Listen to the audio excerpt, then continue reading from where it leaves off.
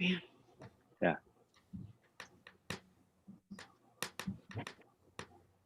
Hey, Bob. Hello. There's Bob. Yep, so far, Bob, Ron, you and I from the board side.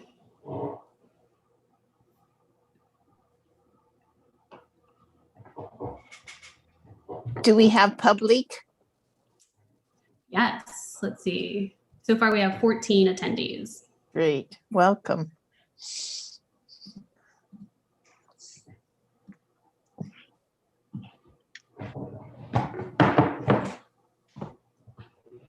Hi, Ryan, welcome. 7 o'clock.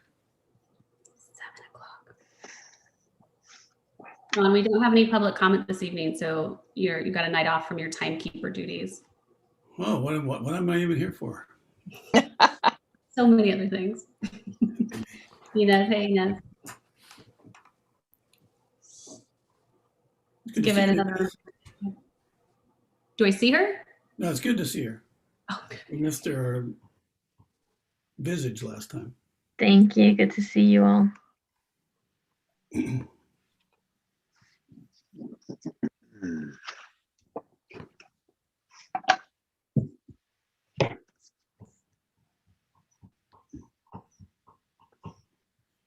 let's give Dave just another minute here, see if he jumps on.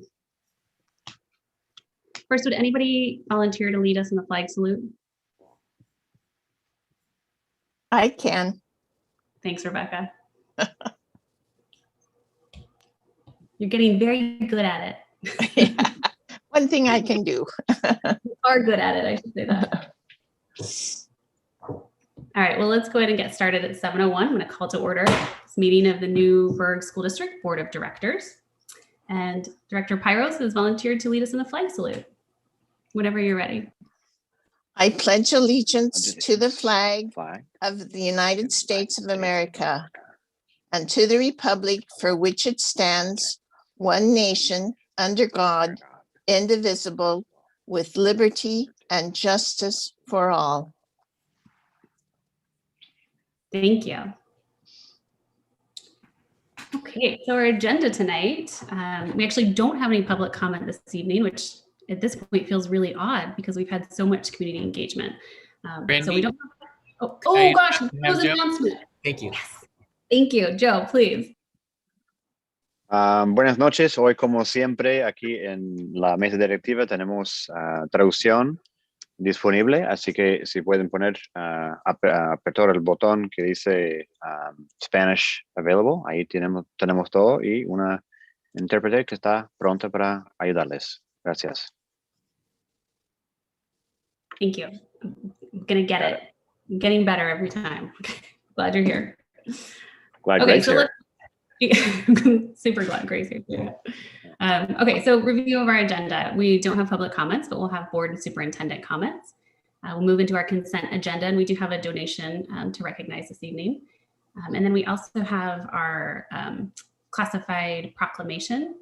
It's Classified Employee Appreciation Week. We'll get an in-person school update from Dr. Morlock, a monthly financial report from Nikki. We'll hear a bond update from Dr. Morlock and a graduation rate report from Dr. Brown. Then we'll go into reviewing our goal number 1, strategic plan, checking in with that. Transfer report from Shanna, and also setting our transfer perimeters. And we'll go into a discussion around the board opting in or out of supporting the vertical housing development zone for the city, and a discussion around suspending student athletic fees for this school year. So, busy agenda tonight. Okay, with that, we'll move into board comments. Would anybody like to kick us off? Okay, I'm going to call names. Let's see. Director Woodruff, do you have comments this evening? Yeah, I just wanted to talk about, as I mentioned at the last meeting, I am going to be up for re-election this May, and hopefully folks will support me in that. And one of the things I wanted to talk about, because tonight's a really helpful night for thinking about some of the things that I've learned in my time on the board, is that as a board member, I feel like we need to be focused on both the immediate present things that are happening, as well as 5 to 20 years down the road. And, you know, we're going to have presentations tonight on our graduation rates, which kind of show the work that we've done in the past, how that's coming along, and, you know, what results we're seeing. Did I freeze up? For a second. And we're also going to be getting a bond report, which lets us know what we need to be looking at for the future. And we'll see those impacts if we are able to have that foresight to do it well. And so far, as we've gotten some updates and we'll hear more, the bond is going very well. So it's a good time to remind ourselves to be mindful of the present, but always focused on the future as board members. Director Pyros, do you have any comments this evening? No, no comments. Okay. Director Shannon, any comments this evening? No, thank you. Director Pena, do you have any comments? Yeah, I just wanted to share at the last Latinx parent group meeting, we had some presentations of the different things going on in our district in Spanish for the community, but also as a part of the city, we began listening sessions to see how it is that the city can be doing a better job with this equity work. So just wanted to share that I'm really happy that the city's also taking this approach like we are on the district to make sure and do an assessment and looking at the areas that we can improve. You know, we're not perfect, but we can strive to be as close as possible. So each day making an improvement. That's all. Thank you. Thank you. Director Brown, do you have comments this evening? Just a short one. I just, I thought our meeting last week with, we were in executive session with, you know, our evaluation. I thought it was the best meeting I've been part of since I've been at the board. I thought our dialogue was really solid and healthy, and it was fun to be part of that meeting. So thank you. Director Mock, do you have any comments this evening? No, not this time. Thanks. Okay, that leaves me. So the last few weeks have been really busy. In addition to Newburgh School Board work, I've had an OSB, a Board of Directors meeting, and also a State Board of Education meeting. And it's also a really busy time because we're in a legislative session right now. So when the OSBA Board of Directors met, we heard an update on some of the legislative happenings and a presentation on female superintendents' experiences. This was a study conducted by COSA and the Oregon Commission of Women to bring attention to the experience of female superintendents across the state. And it was full of really interesting information. And there is a discussion of expanding further studies to include the experiences of female administrators and also female school board members. The legislative updates, the legislation is active. There are several bills in both the House and Senate that could impact school boards and education in general. So I'll just give you a few this evening. There's certainly more. So Senate Bill 736 would establish a task force to study restorative justice systems within both education and the juvenile justice system, and then make recommendations designed to reduce exclusionary discipline in schools and racial disparities in educational and juvenile justice. House Bill 2001 would change how school districts are required to handle reductions in educator staff positions by prioritizing the retention of diverse teachers. Since the passage of the Minority Teacher Act of 1991, Oregon law has the stated goal of making, quote, the number of minority teachers, including administrators, proportionate to the number of minority children enrolled in public schools across the state. That goal has never been achieved. Senate Bill 493 and House Bill 2419 would change how prevailing wages are set. So on the surface, this might not seem related to education, but if it's passed, the bill will go into effect January 1st, 2022.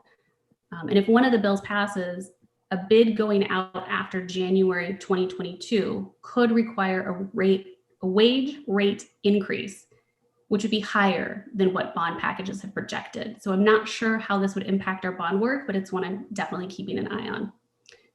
Senate Bill 683 requires school districts to provide instruction on the racist history of the US and Oregon, and it directs the State Board of Education to adopt requirements for instruction on racist history and recommendations on curriculum. House Bill 2942 would remove certain nonviolent crimes from the list of crimes that automatically make a person ineligible to hold a teaching license or register with the TSPC if they've been convicted of a crime. So this bill would direct a commission to establish standards for determining when to issue licenses or registrations to people who have been convicted of crimes, certain crimes. House Bill, I'm almost done, this is the last one. House Bill 2023 and 2716 would increase the percentage of students in a school district who may enroll in virtual public charter schools that are not sponsored by school districts without first receiving approval from their home district. Currently, right now, there's a 3% cap. This would do away with that. There's also a dueling bill, House Bill 2195, which would prohibit students from enrolling in virtual public charter schools located in another district when the student is not a resident, if their district or ESD has an online option. So we'll see what happens with these dueling bills. And these are just a few of the bills currently being discussed in Salem that could impact us. So I encourage you to stay engaged and aware of what's happening at the state level because it will potentially impact our work. The State Board of Education met last week and had a full agenda as well. Some of the highlights included a vaccine administration and school opening update from Director Cole Gill, a focus on curriculum standards that reflect our shared history, an update on the ethnic studies law and standards, and a conversation around rehumanizing assessments within our schools. So, like society, education is in a time of great change and evolution, and we are evolving every day to meet students' needs and address historic inequities to provide an academically rigorous and compassionate education to all of our students in Oregon. Okay, with that, let's turn it over to superintendent comments. All right, thank you. We have a proclamation coming up, but I did want to recognize that Classified Appreciation Week is next week.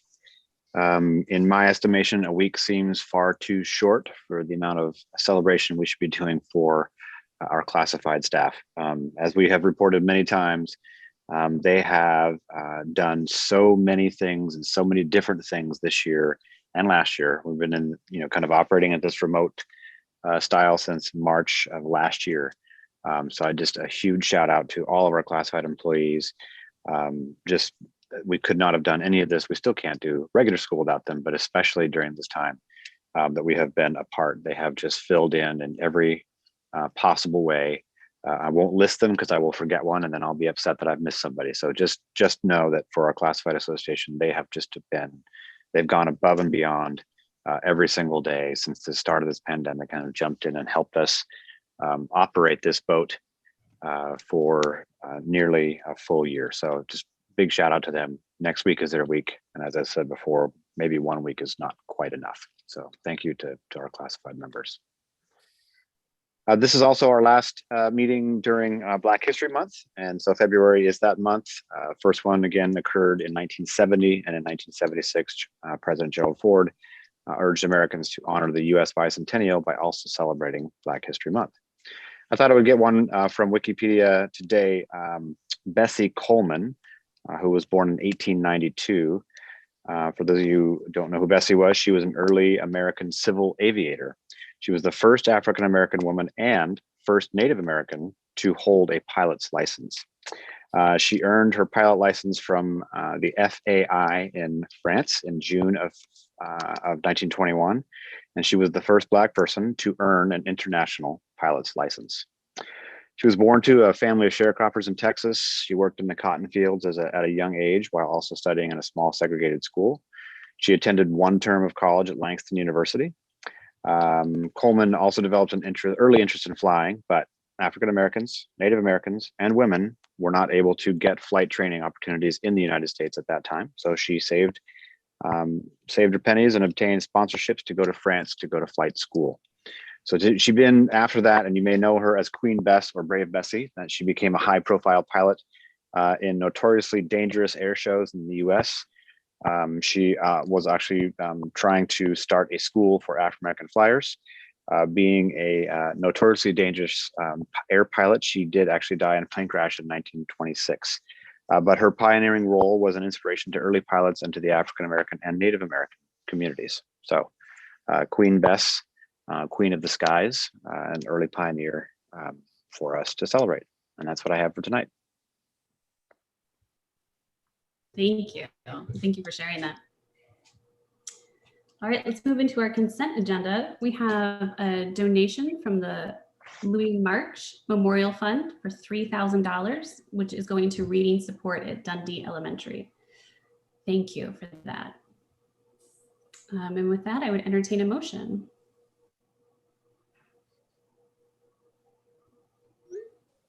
I'll move that the Newburgh School District Board of Directors approve the consent agenda as presented. I second.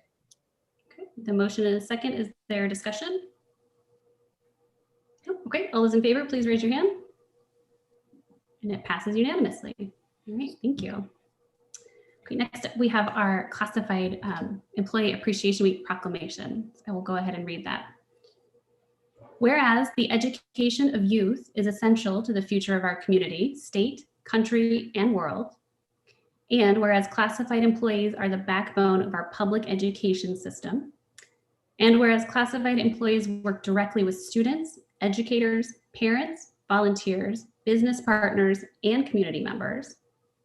And whereas classified employees support the smooth operation of offices, the safety and maintenance of buildings and property, and the safe transportation, healthy nutrition, and direct instruction of students. And whereas our community depends upon and trusts classified employees to serve students. And whereas classified employees with their diverse talents and true dedication nurture students throughout their school years. Now, therefore, the Newburgh School District Board of Directors does acknowledge March 1st through the 5th, 2021 as Classified Employee Appreciation Week, and strongly encourage all members of our community to join in this observance, recognizing the dedication and hard work of these individuals. And I think I can say easily that a recognition of even a thank you would go a long way. Okay, first up in reports and presentation is going to be in school in-person update with Dr. Morlock.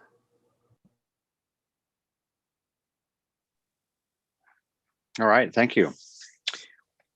Well, lots happening. Let's start off with our LIPI, our limited in-person instruction, continues to expand. We have students at the high school, at middle school this week. We also had some begin at Joanne Austin, and I know we have some other elementaries who are also going to be bringing some students in slowly as we expand. So that is good news. We are still on track for our March 8th opening of kindergarten across the district. Still making all of our transportation and operational plans for that. The week following that, of course, will be first grade. Then we'll have spring break, and then we'll have second and third the following week, and fourth and fifth after that, which gives us just about a week and a half to 2 weeks of time between that and when we open for our secondaries. We transition into that. As a reminder, secondary schools are going to start at the fourth quarter, April 19th. In other good news, the numbers of COVID cases have continued to go downward. Yamhill County finally, although I think it's official tomorrow at 2 p.m., the numbers that have come to us point to the fact that Yamhill County will be going down into the high risk out of the extreme risk category, which is good news. The metrics page I showed you last time on January 26th at our board meeting, or maybe it was 2 meetings ago, told us that, remember, it's between 50 and 200 cases where we will be per 100,000. I think we were at 158, 158.2 as of yesterday. And at that point, we are prioritizing, as it says in the plan, careful phasing in of on-site or hybrid for elementary schools, starting with the younger students and adding additional grades over time. Middle school and high school, primarily comprehensive distance learning with limited in-person instruction, as we are now. And then over time, if elementary schools can demonstrate the ability to limit transmission in the school environment, then we would transition to on-site or hybrid. So that is exactly our plan, and we are moving ahead kind of in that timeline. So the lower rates are could not come at a better time for us to follow that downward trend, and then we start to bring more students on board. I want to remind people to please let your school know via our survey whether you wish to remain in CDL, comprehensive distance learning, or return to in-person. Right now, our ranges are at about, it depends upon the school, anywhere from 70-30, so 70% returning, 30% staying in CDL, upwards of 80% returning and 20% staying in CDL. So those numbers, of course, will direct how we staff our buildings. I know one of the concerns has been, especially at elementary, because in secondary, of course, students change teachers, is that parents, of course, want their students to be able to remain with the teacher they have. As we've said before, we will do our best to do that as much as possible. But as you can tell from the numbers, we will have people who will be switching and staying in CDL, and others will be seeing a new teacher. And so all of that will be happening in the next couple of weeks as we finalize the plans. We also have collaboratively negotiated with both of our labor associations, and I want to thank them and the leadership groups from both of those associations. We finalized those last week. We've been working on them for quite a long time to get to a great understanding. I thought it actually went really well, so I want to just put a shout out to both associations for coming to the table. And we figured out how we could all make it work. And they've also met with other administrators and their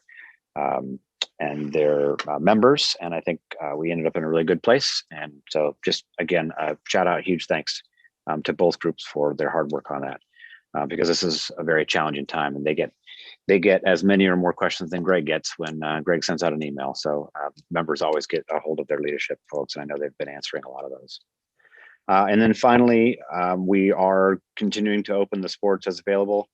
Details have been sent to high school families about options and timelines. Some of those are still being developed. The good news is, it looks like we will have some of those sports things tonight. Later, we will talk about requesting that the board approve the elimination of fees for this year because of the very, very shortened season. But having some kind of a season is better than no kind of a season. So that information, and I'm not going to give you better detail on that, Dave, because I know you'd ask me later on, but it continues to change daily and I just can't track it, frankly. Tim Burke has been working very hard and the whole team over there, but we can get more information if you'd like those. OSAA sent out another thing today that I haven't even had time to read yet, but long and short of it is we're putting together as many of those sports as possible. We will make those available. We are doing what we need to do, which is we're required to either have limited in-person or hybrid going. We have limited in-person going, and we will have hybrid as well. So we're going to qualify for us to begin those sports as well. So we're happy that we're making kind of all those things happen at once. So with that, I think I would just stop and ask if there are any questions. Just wanted to let everybody know we're still on track. Please, please, please, please, please turn in your survey so we know. It helps us to plan. It's very difficult without that. So we need to hear from as many families as possible. And we are still on track for March 8th. So any questions that I can answer? Joe, Sorry, Rebecca, really quick. I should have made this announcement at the beginning of the meeting, and I apologize to the board for not doing that. In order to make sure that during these question times, I can help facilitate opportunity for every board member to be able to have time to ask, if you could just either visually raise your hand or do the raise hand on the participant thing so I can help kind of see who's next and how we're going to go, that would be really helpful for me. So we'll go ahead and start with Rebecca. Go ahead. Joe, could you explain the decision about the times for the elementary school children, that they're going to go every day?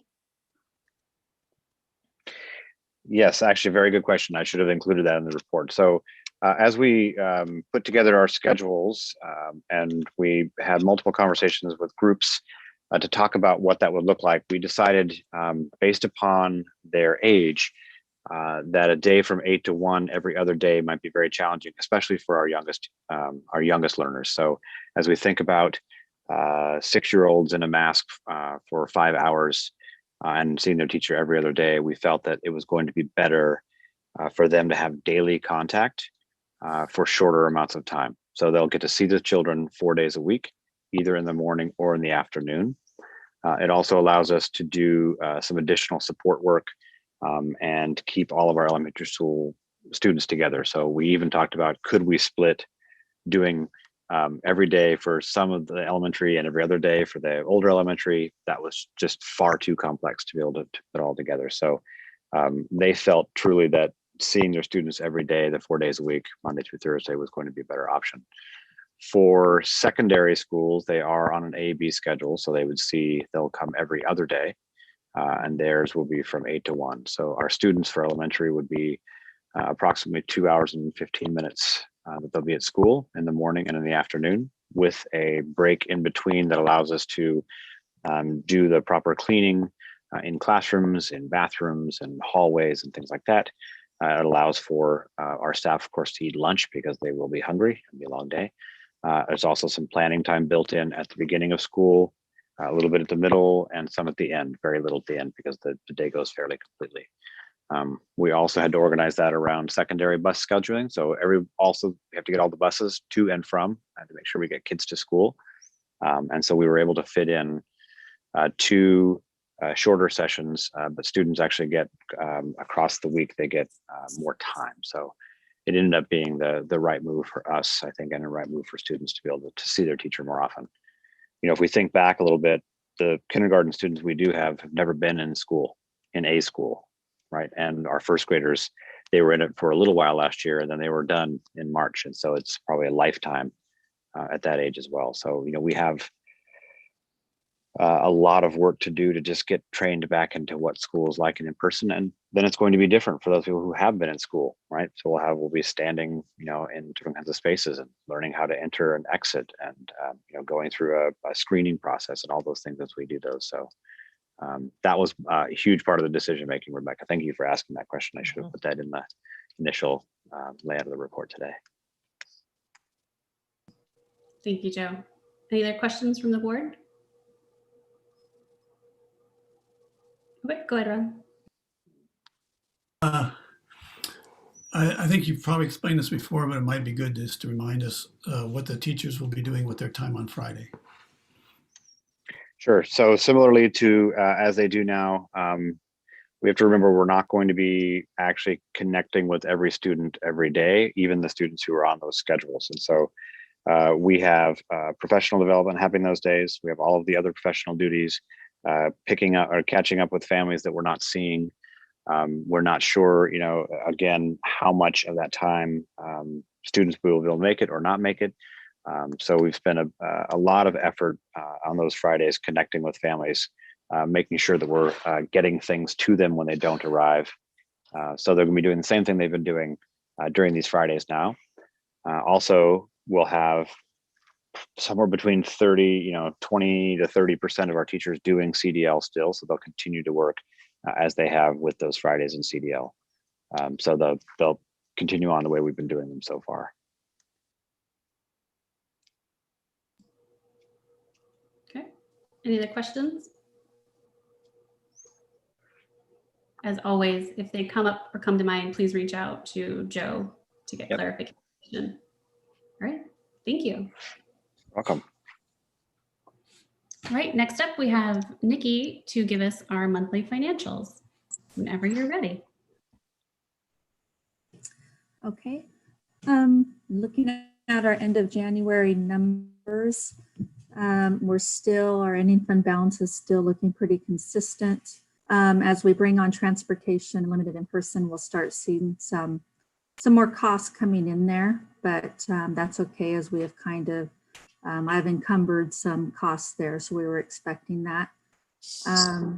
Looking at where we are as far as our SSF and what's owed to the state, it's still a little bit early, but we are a little ahead in our local taxes. So for the current year, I'm looking at owing the state about $365,000, and for the close of 1920, I'm still looking at about $500,000, although we have not received any updates for either year.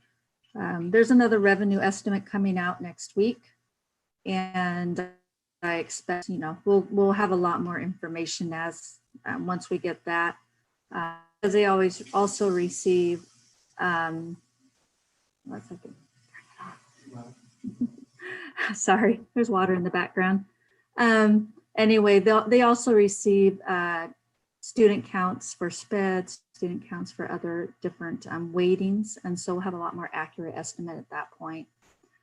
And then I also added a graphic in here regarding PERS. So not long after our budget meeting, we received an updated tool from PERS.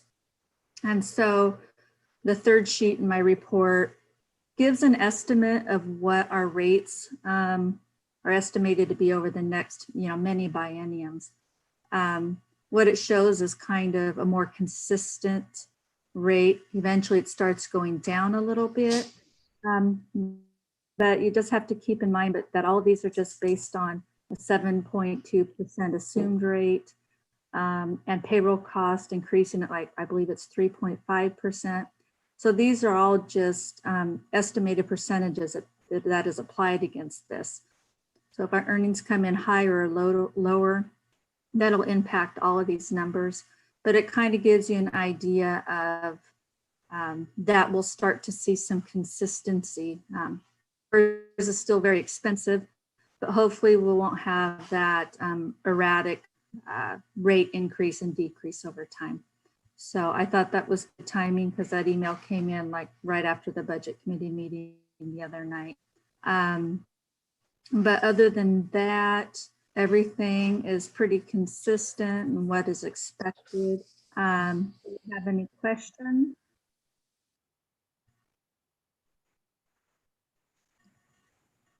Okay. Vicki, I've got a quick question. For the PERS estimate sheet, thank you for including that, by the way, and sharing that information. Knowing it's an estimate, in your professional opinion, how close do you think this estimate will be? Do you see it going potentially widely different, or is this, range-wise about where we can expect? I think with our side account, that will help keep us more consistent. If we were a district that didn't bond out, we would have less protection with the fluctuations that happen over time. So I think it would be pretty accurate, as much as it can be, based on, interest rates and everything else, the economy, all those things can impact it hugely in the past. But based on what we know now, I think it shows a pretty accurate trend, or what they've been aiming for, at least some consistency and flattening off a bit instead of constantly going straight up. So. Thank you. Other questions from the board? Okay. I have my hand up. Can you not see it? I can't see it. I'm sorry. So if you could do visual, sorry about that. All right. Go ahead. On the PERS, I have a question about that, and then I have another question. On the PERS, it shows next biennium, starting the 21 through 23 biennium, quite a bit of a drop from the expected expenditures from this biennium. I'm not sure why that is, so it seems a little bit of an anomaly. Go ahead. Yeah, that's not my question, but if you know why that is, that's great. Go ahead, finish your question. I'm sorry. Okay, my question would basically be, given that there's a drop, would your recommendation be that our allocations towards PERS go down that far, or should we level it out, use that opportunity to help build a little cushion against uncertainty? I always would prefer having more of a cushion. This year we're looking at 400,000, which in the big picture is not a huge number, in our current year. It could be something that going into next year, we can maybe put a little more there and then level off as time goes on, just based on the overall budget. Or depending on if we're budgeting and we get surprised, which I don't expect, at least you would be able to lessen that transfer a little bit if you wanted to go smaller. But we did 300,000 and 400,000, which are actually pretty small numbers in our budget. Yeah, so if I'm thinking if we dropped it down to sort of match what we expect the following biennium, so that we're actually really level in there, we'd be putting together a really nice cushion. It's just an idea. The other question I have has to do with the ending fund balance. It's about $550,000 less than you projected a month ago. I'm not alarmed by that because it's pretty big still. You mentioned that there were some costs you were anticipating, but does that account for the 550,000 difference? Actually, what would account is I was sitting here looking at it. Remember the formula that you had noticed before? That's right down here. Oh, you can't see what I'm looking at. So that would just, as I'm pointing to it, sorry, I'm not sure. I'm pointing to something too, but I don't know if it's the same thing. But you know, you have the report in front of you. Yeah. So there is where it duplicated the transfer in the formula. So there is about a $500 difference right there. So you would think that $5,000, yeah. Okay, so the number here that we have now is 93. That's the solid number that we can count on, 9.3. Oh, you muted yourself somehow. That's because I had movement in the background. So with the 9.3, I'd add the 500. So you're really at a 9.8. Oh, okay, good. That was a very pleasant answer. Thank you. And I thought I fixed that, but maybe I didn't save it. Got to remember to do that. But okay, I'm updating my computer, so we'll get along much better. All right, I might ask you again next time. No, thank you, Nikki. Nope, any other questions from the board? Okay, as always, I know Nikki's email is open if things come up. Thank you. Okay, next on our agenda, we have our bond update with Joe. Great, thank you. Well, excitingly, we will have our first of community input sessions. There will be many. This will be at, or not at, but about Dundee Elementary. It'll be happening on Thursday, 6 to 8 via Zoom. More information will be coming out. We've been working getting that information out to as many folks as possible. Interpretation will be available. We will be talking about the building itself, the location of the school, where it is now, explore opportunities to move it, and many, many more things. So we're actually putting together these sessions to take input about what's important to the folks of our community. We are starting with Dundee. It is one of our largest projects in the construction bond and requires the most runway. So we want to get started on that. There, of course, will be many, many more, but these input sessions at the beginning are ways that we will work with our architects to develop a vision for the building as it gets going.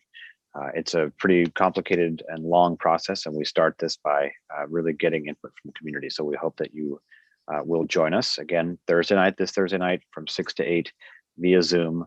That information is coming out again additionally for everybody. So you'll see that coming out.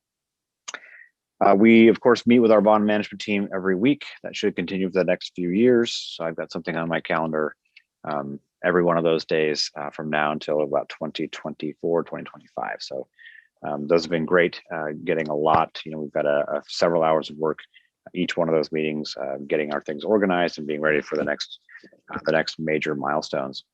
And one of those milestones is coming up also on Thursday. Seems to be exciting Thursday. RFPs for the owner's rep are due this week. And so we'll be getting, we expect several proposals for the owner's representation in the construction project management, either a firm or an individual. We will then select from the proposals to get individuals or groups to be interviewed, to be the team that takes us through being our representative in working with the architects and with construction firms to keep projects on time and under budget. And so it's a huge task. We had a great meeting about a week ago of folks who came that were interested parties. And so we had a fairly large group join us. And so we're looking forward to getting some of those RFPs coming up this week, again on Thursday.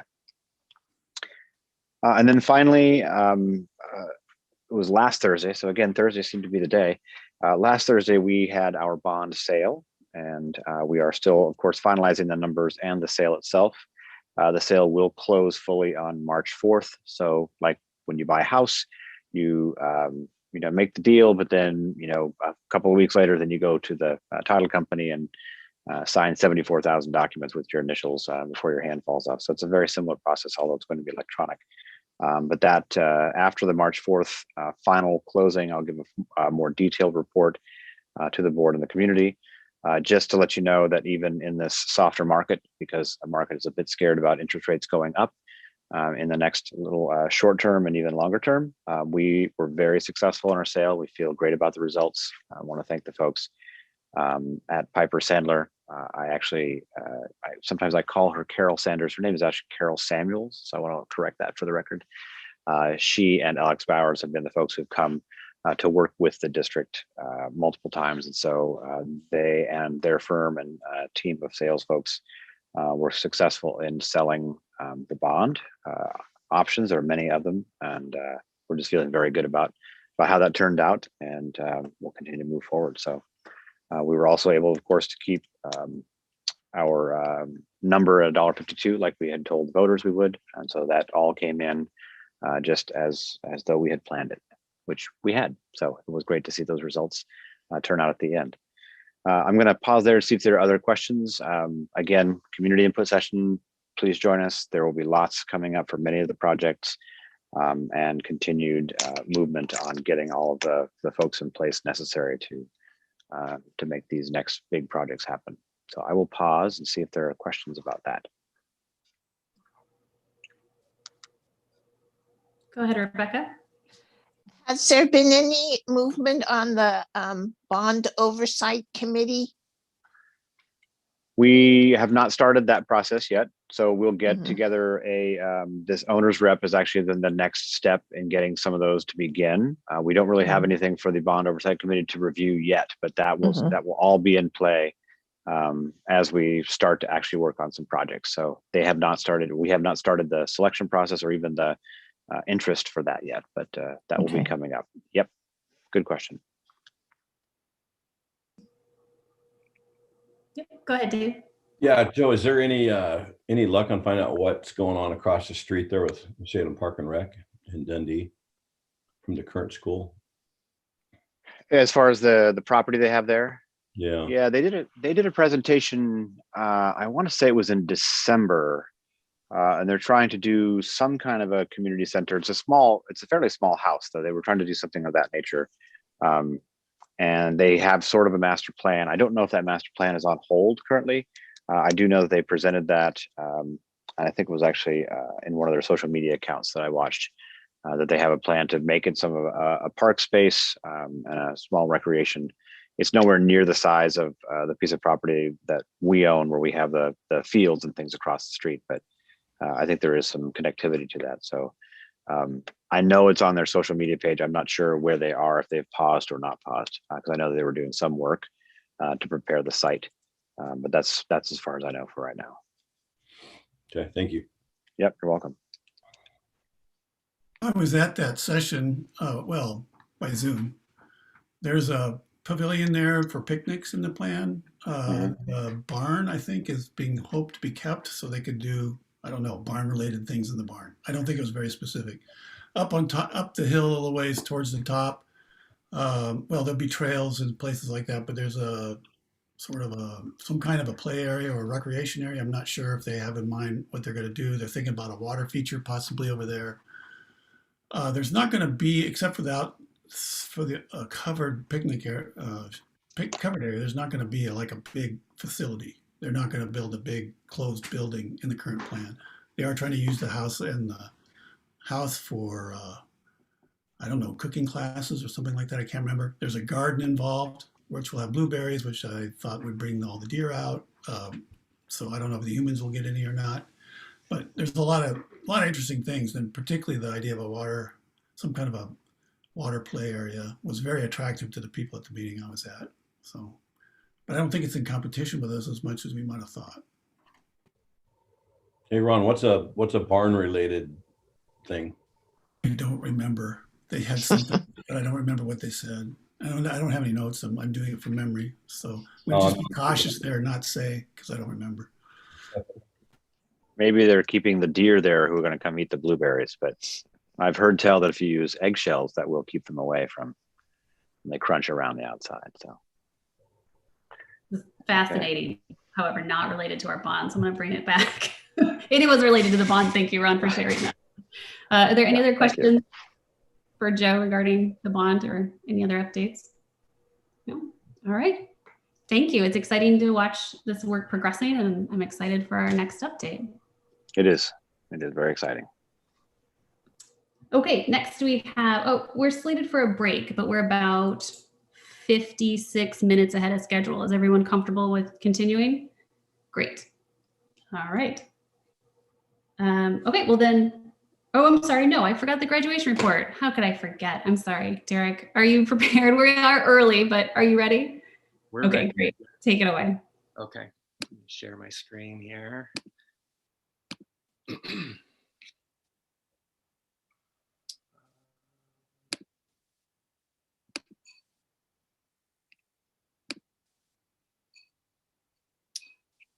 Okay, is that working for everybody? Everybody can see that?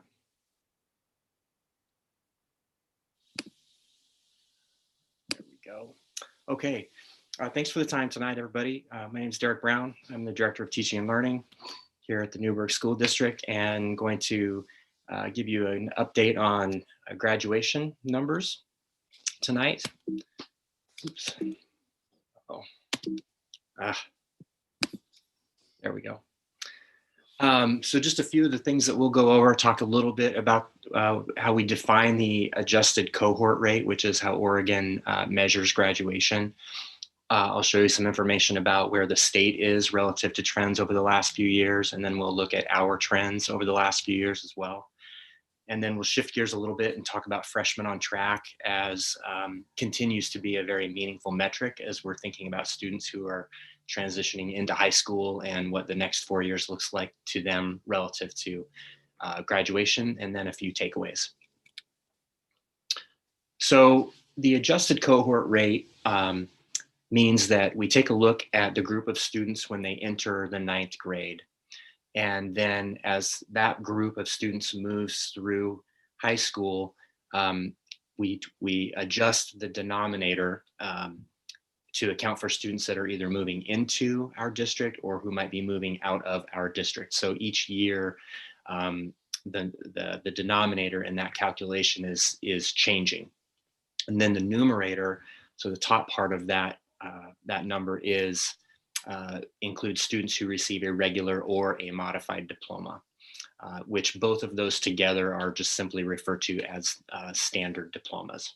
So the calculation itself is the number of students in the adjusted cohort who earn a regular or modified diploma by August. In this last spring's case, it would be by August of 2020. And then that being divided by the number of students who are enrolled in high school in grade 9, plus students who transfer in and minus students who transfer out.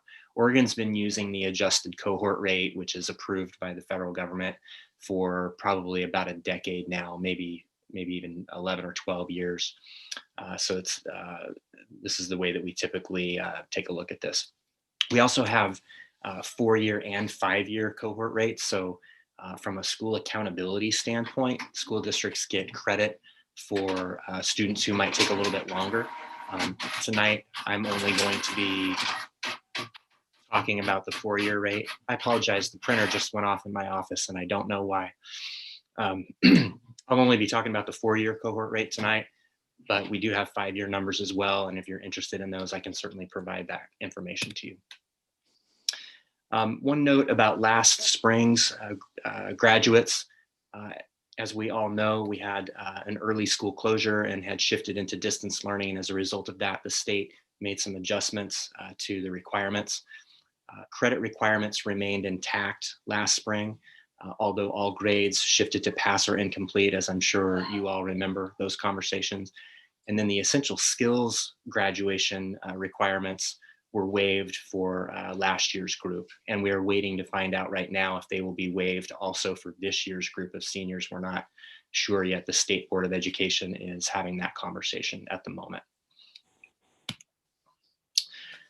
So this first slide of data just shows you state 4-year cohort rates, over the last 3 years. The blue bar is 2017-18, yellow 2018-19, and red 2019-20. I didn't put up every single group. I decided this year to just show you the groups of students that represent kind of the largest groups within the population in Newburgh, rather. So these would be the correlating state level groups. So you have all on the far left, and then Hispanic, multi, white, and then the underserved group, which includes all students other than those students who identify themselves as white or Asian. And as a reminder, the race, ethnicity, demographics are self-identified by students. So you can see that at the state level, very consistent gradual increases over time. Last year, the state got to 83% for the 4-year cohort rate for all students. And then you can see very consistent, similar increases each year for the other groups that are listed there.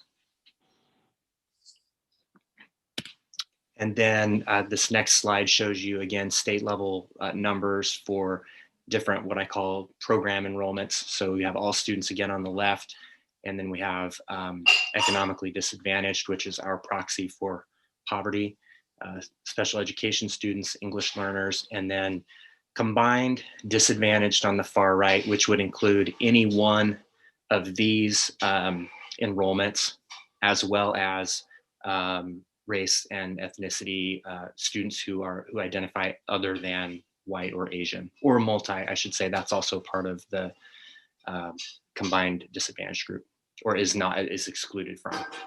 White, Asian, and multi are not part of the combined disadvantage. The other groups are.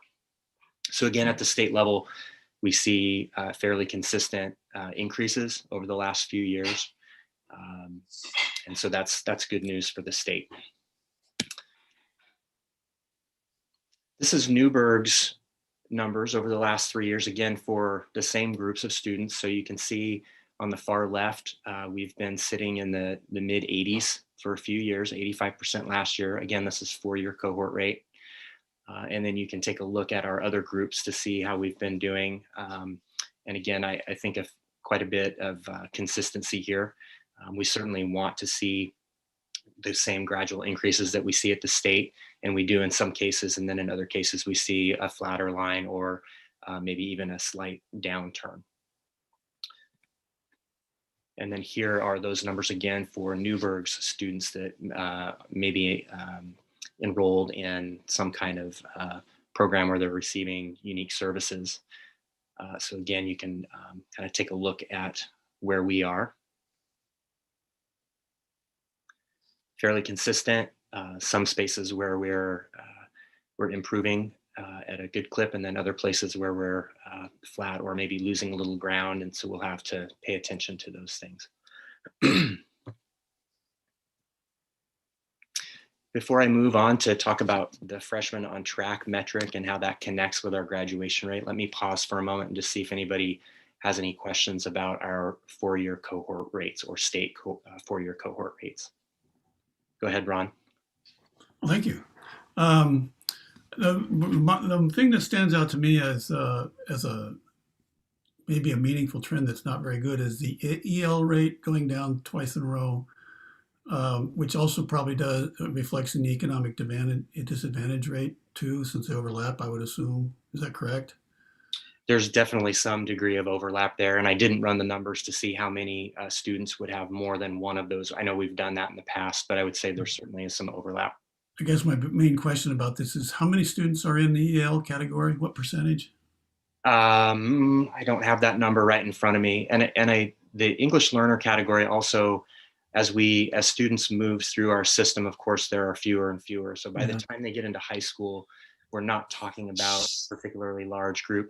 This particular metric is ever English learners. So it means students who have ever received that support. So they may have received support from 3rd grade through 5th grade and then been exited from that program, and they're still captured here.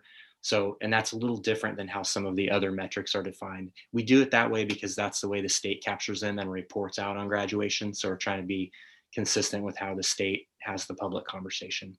Right, but in the state, so one of the things that makes me look at that, this is only 3 years of data, right? And we have the COVID thing there, confounding things, but the state has the opposite deal.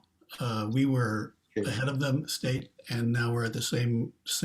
We've switched places with them in the last 3 years. Right. In the EL. I don't know at what point you look at that and you say, well, that's really something we ought to deal with. And maybe if we looked at back at the 4th year and the 5th year, we would see that this is, I don't know, maybe just up and down.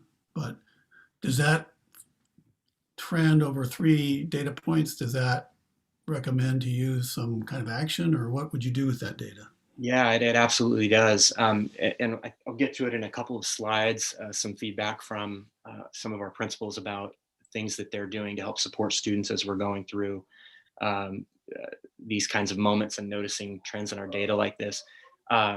We're certainly taking a good look at our ELD program. And I know over the course of the next year or two, we've got some ideas about things we might want to do to help better support students who are receiving those services and maybe change our model a little bit.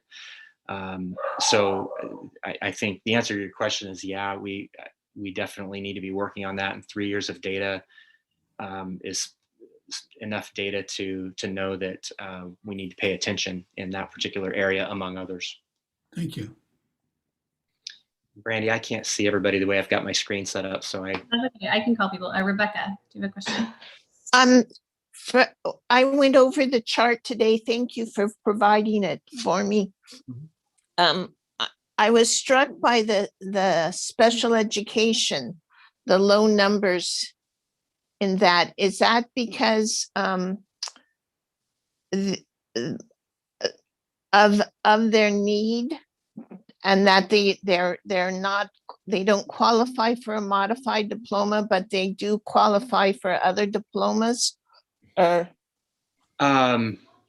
I don't believe it would be because they don't qualify for a modified diploma. I'd have to actually dig into that a little bit more.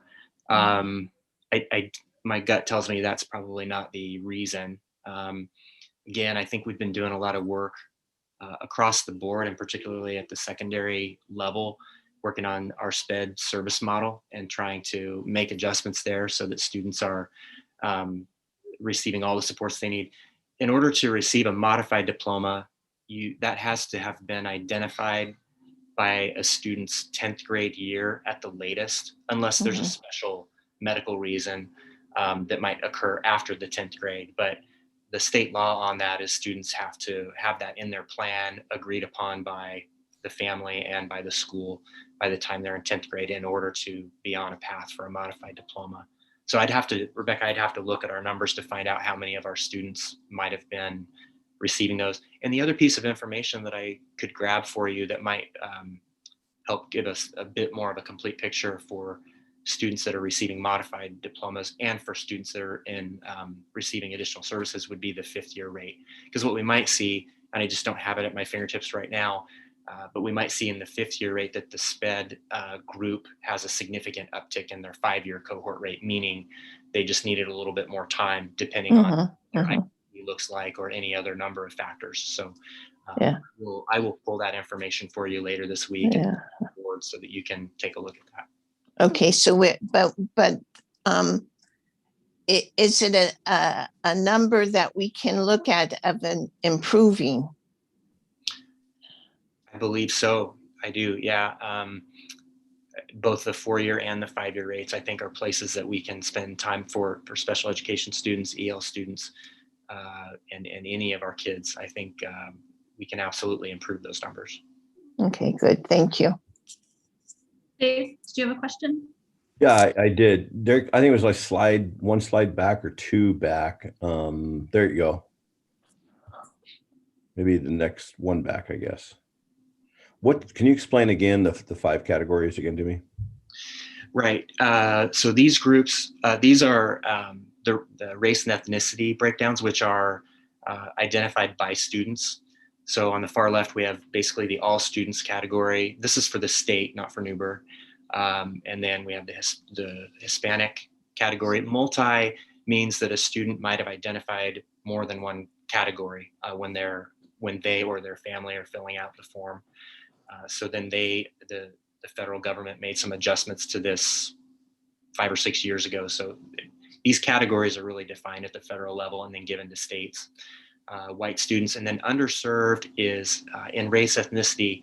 That means any student who is not white, Asian, or multi is put into a category that is defined as traditionally underserved. So I just wanted you to see that one in comparison to the others.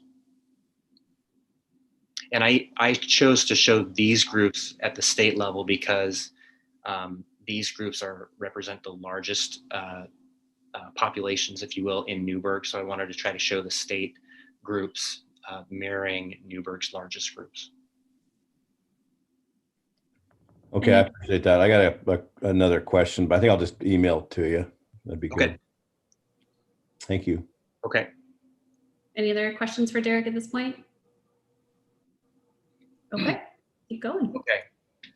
So I wanted to talk a little bit about the freshman on track metric. I know you've been hearing a lot about that. We talked a lot about it during our Student Success Act work, and the state puts a lot of attention on it. Rightfully so. We want to know that students are entering high school and starting high school off on the right foot and on the right track to graduating in 4 years or longer if they need it. So on track means that by the end of a freshman year, a student has earned at least a quarter of the credits that are in the Oregon diploma is a 24 credit diploma. I should say a standard diploma, meaning a regular diploma or a modified diploma are 24 credits. We calculate our credits slightly differently here in Newburgh, so it's actually 26, but that turns out to be equivalent to the 24. So what I wanted to show you here, I showed this slide to you last year and then we updated it. Going back a few years ago, back in 2015-16 through 2016-17, Newburgh was sitting right at about the same spot that the state is, meaning about 84% of freshmen had earned a quarter of their credits by the end of their freshman year. The state continues to maintain that 84-85% number. Last spring, they didn't, the state didn't require the freshman on track collection. So that's why for 2019-20, I don't have a state number because they didn't produce one for us, but we do have our own numbers. So then you can see in 2017-18, 18-19, and then of course last year, we start to see a dip in our freshmen on track numbers. And so we want to pay really close attention to that. And I'll tell you a little bit more about some of the things that are happening at our high schools to try to help support students. And we'll talk a little bit about why that's a meaningful number to continue to watch. And by the way, so the 2017-18 group that's represented on this slide, they're seniors this year. So they are the first group that we've had in a while that had a significantly lower percentage of students who are on track by the end of their freshman year. And then the 2018-19 group would be juniors this year. So again, another drop where we see many fewer students who have earned that quarter of the graduation required credits. This slide is the one that I think really kind of hammers home the point about why it's a meaningful metric. So what I've got for you here, again, I think I showed this to you last year with a demographic breakdown, and I didn't provide the demographics this time because the information is the same as it was before. What this is showing is that among our students who graduate on time, what percentage of them were on track as freshmen, and then among the students who did not graduate, what percentage of those students were on track. So you can see here for the last 4 years, among our graduates, about 95% of them have hit that quarter a number of credit. They are freshmen on track. And for students that don't graduate on time, it's a coin flip at best if they were on track, again, relative to credits. So, and I did take a look at this from a demographic lens as well to see if there might be some groups of students who are more negatively impacted by this, and I didn't see that. So I don't believe that this metric discriminates against demographic factors, demographic variables, which again, so if you think about what that particular data is telling you and then come back up here to see that we've got some kids in the high school right now that are coming in at a lower percentage of credits needed to graduate, it means that we need to be paying attention to it and making sure supports are in place to help those kids graduate on time. I've got a couple of slides to show you trying to draw a more direct kind of longitudinal look between graduation, on track to graduate and graduating on time. So this is the 20, oop, did I freeze? Oh, okay, there we go. Oh, but now we can't hear you.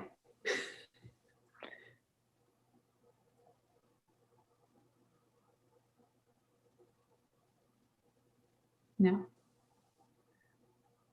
We lost audio, but we've got your video. Okay. Oh, now you're back. Oh, good. Okay.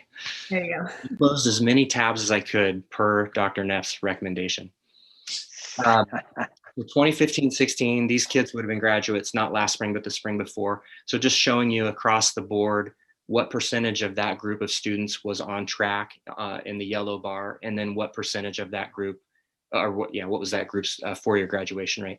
This is a little bit of an apples and oranges slide, and I want to name that right up front, meaning that the blue bar, the graduation rate, is the adjusted cohort rate. So this is going to include kids that might have transferred in as sophomores, juniors, or seniors, and so on and so forth. The yellow bar just means the Newburgh kids we had as freshmen. So it's a little bit of probably a murky look at this, but I wanted to try to draw a more direct connection longitudinally between them. And you can see here that we have some groups of students that kind of beat the odds, if you will, on the freshmen on track. So the Hispanic group, the economically disadvantaged group, the EL group are doing pretty well relative to freshmen on track, and other groups not so much. And then the same information here for 2016-17. So again, this group were freshmen in 2016-17 and then graduated last spring. So a little bit of information there to show you which groups are performing better against the metric. This is just a summary table again to show you our current group of high schoolers. And then, so for the freshman group, the 2020-21, that's going to be, we're looking just at the first semester because we obviously haven't gotten all the way through the year. So again, you can see we've got, for our seniors this year, they were just under 80%. And then you can see the other metrics there. So again, making sure that we're thinking about, what might be the causes for seeing lower percentages of on track, and then what supports do we have in place to help students move through and be successful and graduate on time.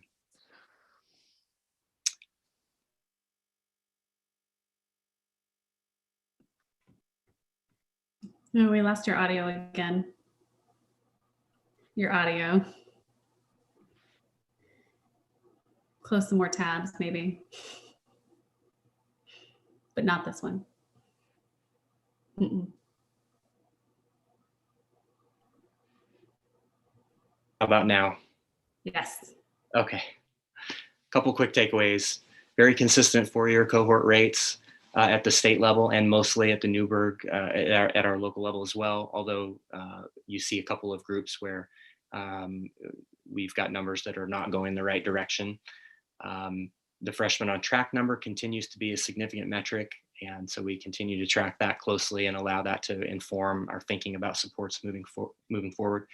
And we do have several cohorts coming up, pardon me, that are showing lower percentages of freshmen on track. I did have a chance to talk to some of our high school administrators to gain a little insight from them as to why we might be seeing some lower numbers coming in. And I didn't build a slide around it, but I did want to share a little bit of information with you. The senior group, let me go back a slide.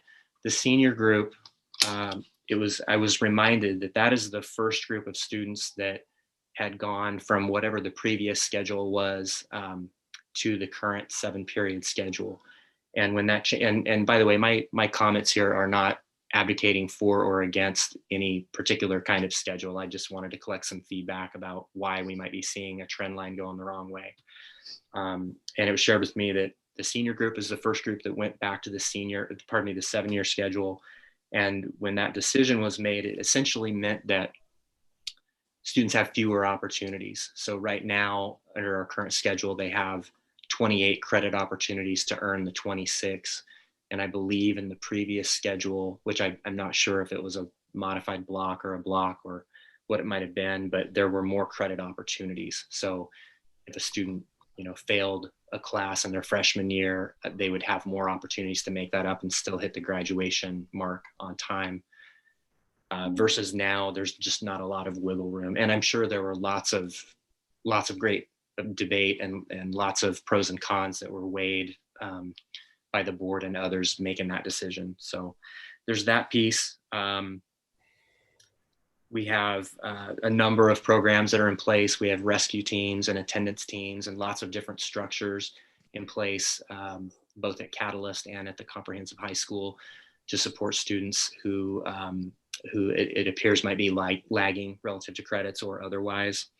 The high school is planning on putting together a new program called the Freshman Rising program, which will be a summer program designed to support students in both academic and non-academic ways. It'll focus on literacy, foundational math, and other kind of more general high school success sorts of things. It's supposed to be a 3-week program, half days. And if students are able to complete that, they will earn half a credit toward electives. So that's an example of a new structure that those teams are putting in place to try to help support students that might be entering with not lacking in skills in some way, shape, or form. Right now, they're anticipating about 90 students will be participating in the Freshman Rising program for the upcoming summer. So, so we've got quite a few supports that are in place, and lots of awareness that we've got students that need more support than they have in prior years. And so we're hopeful that these things are going to help shorten the gap and keep these kids on track to graduate with their regular diploma. That's the presentation I have for you tonight. I know that's a lot of information. Happy to try to answer more questions. Okay, I see Dave, and then we'll go to Ron.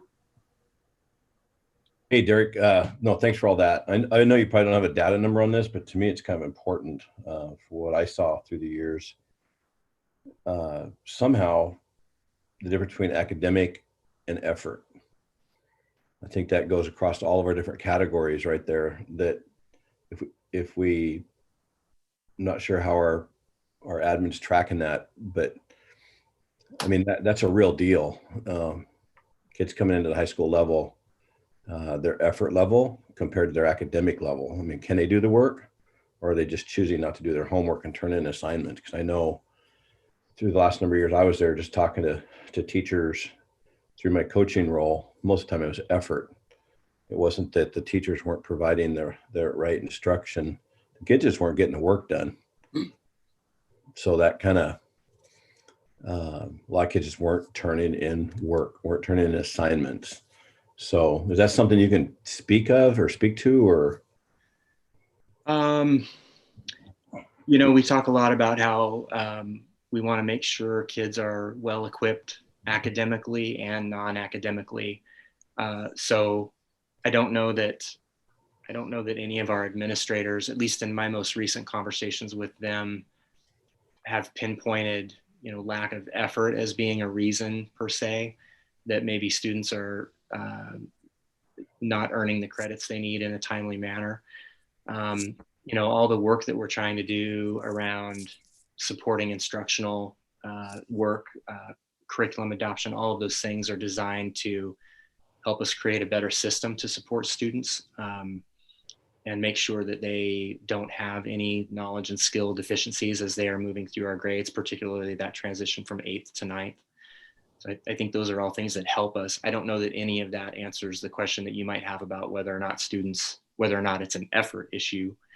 I think if students feel engaged in the work, if they feel valued in the work, if they see themselves in the work, meaning the academic work, then we are significantly increasing the likelihood that they're gonna want to put the work in and participate and do it. So I think there's some peripheral connection there, but I haven't heard any of our administrators talk about a lack of effort being something that they would name as a reason that we're seeing lower freshmen on track numbers. But I didn't ask them that question explicitly either, so it's possible. Thank you. Ron, do you have a question? Yeah. So I want to go back to the line graphs that showed the drop in people ready. Maybe the one that on the bottom of page 37. Yeah, that one. So is there a way of picking up that the people are going to be ready at the end of their freshman year is going to drop by watching them while they're still in middle school? What I'm wondering, is there any indicators that happen in 8th grade or 7th grade that predict this kind of thing? Do you know? Did you hear my question? Yeah, he did. We can't hear him again though. It's your audio. There we go. I'm so sorry.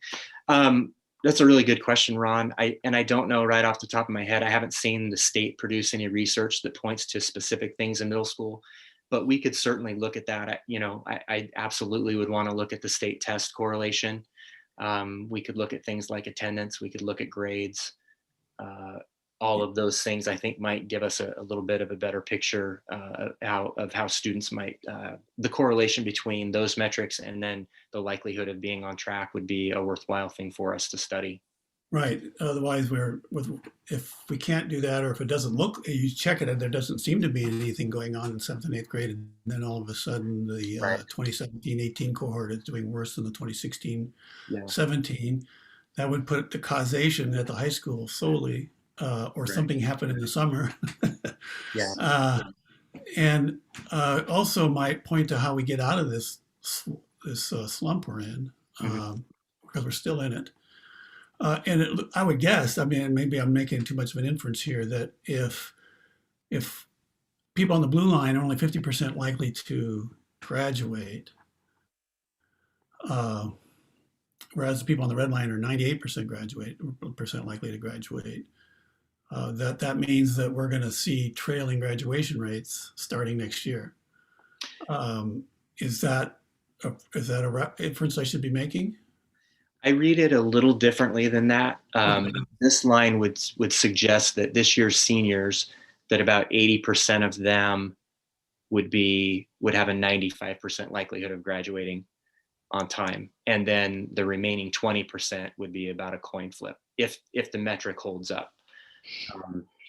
And that doesn't properly account for all of the systems of support that they're putting at the high school to try to help shorten the gap when they know. And I know, again, rescue teams and all kinds of other systems. So we have to give, hopefully, lots of credit to those groups and the work that they do, seeing this coming down the pike.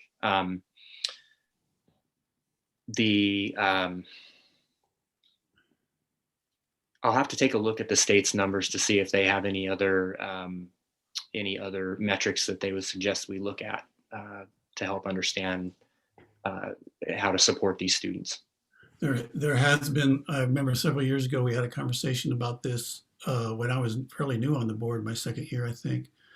And this was how we still had the small schools that were the year before we switched back. And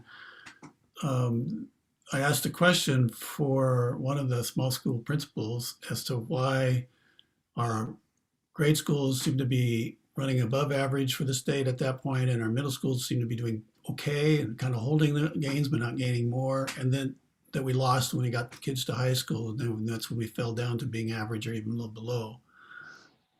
He wanted to blame it on the middle schoolers, and I didn't feel like that was a very satisfactory answer because he didn't give me the data that would show me why it was at the middle school. And so the fact that this happens at transition might make it hard for us to isolate what's going on and that's why I'm wondering if there's any way of predicting what's happening before, because it seems pretty dramatic for just 1 year if it's all the high school. So I don't know if that question, it's not really a question, it's just I'm trying to state the research problem here, so to try to figure out where the source of the problem is, and either you or Joe might have something to say about that too. Ron, would you just say the last part one more time? The audio cut out. Okay. I don't know which part was the last Maybe part. The last 7 seconds. I'm just trying to see if we can figure out where the intervention, where we're losing our momentum that we usually have. Our history is that we do real well in the grade schools and pretty well in the middle schools. Right. And I don't want to put this all in the high school, but it's just got to be able to figure out where this is. And that's all I'm saying. I'm just Yeah. confounded. I think that there's probably lots of different places that we need to pay attention. And I feel like I am always kind of banging the drum on making sure we have guaranteed and viable curriculum. Mhm. Having a vertically aligned system, and then making sure teachers and EAs and everybody else in the system has an opportunity, probably a couple times a year to come together and talk about what that vertical alignment looks like and where we might be slipping, I think is definitely. It's a great conversation. No, I know it is a good. Cut out again, Derek. Sorry. It's deaf. Oh no! Now he froze. Are you back? No. You're there. I heard you. Okay, is it back? Yep. There you go.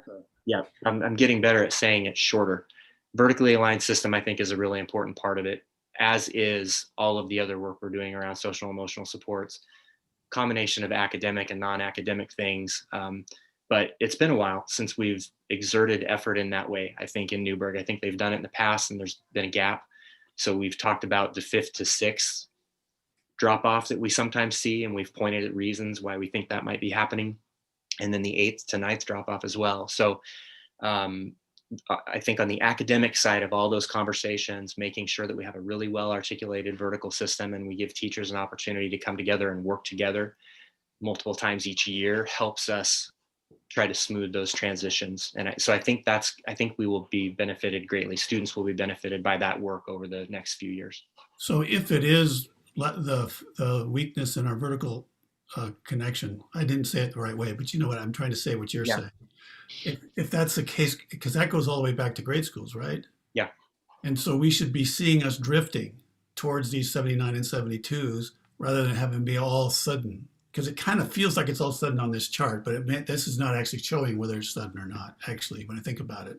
So that would be a way to see how much that's responsible and how much it's responsible for something happening at this transition that's just not working for us.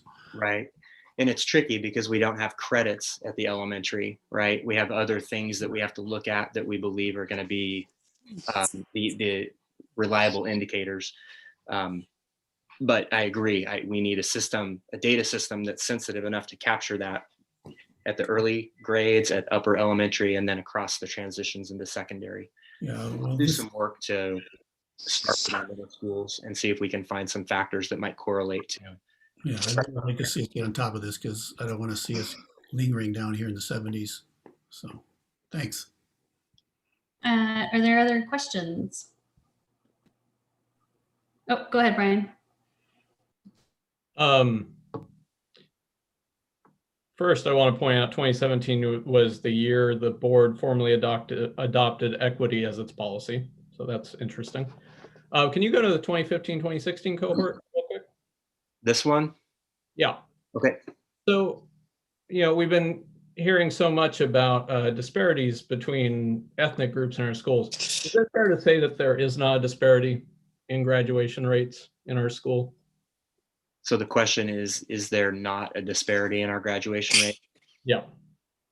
Would you agree with that statement? No, I think there's a disparity. I don't have all. Your audio cut out again, Derek.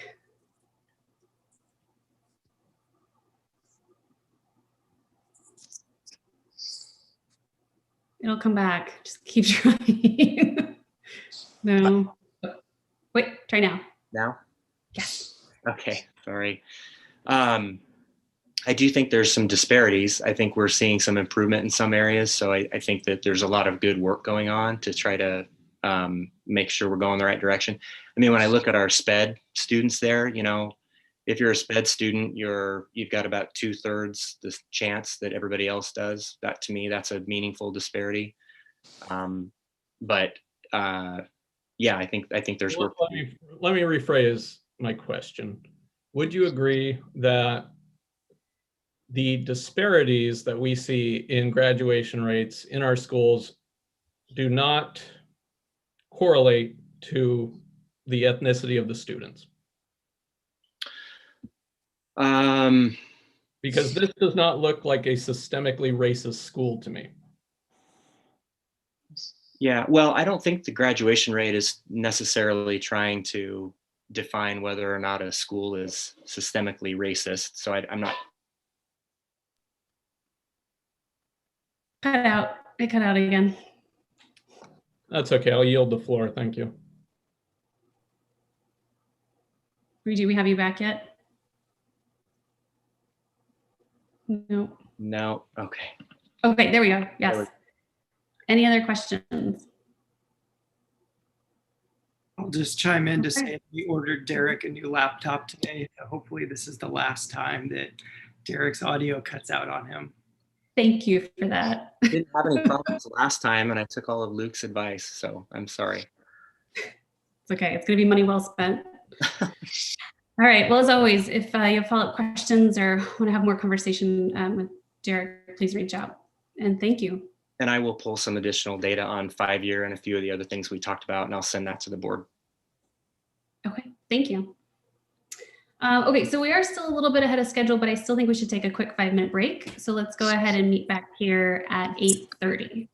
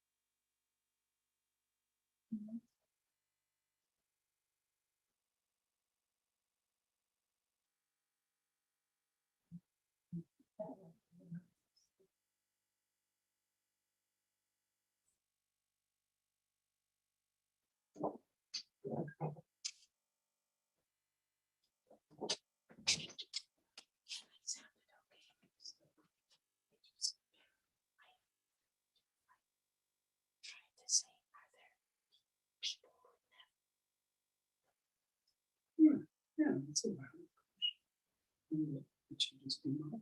They should be modified. Well, but there's some. Hey, Rebecca, you're unmuted.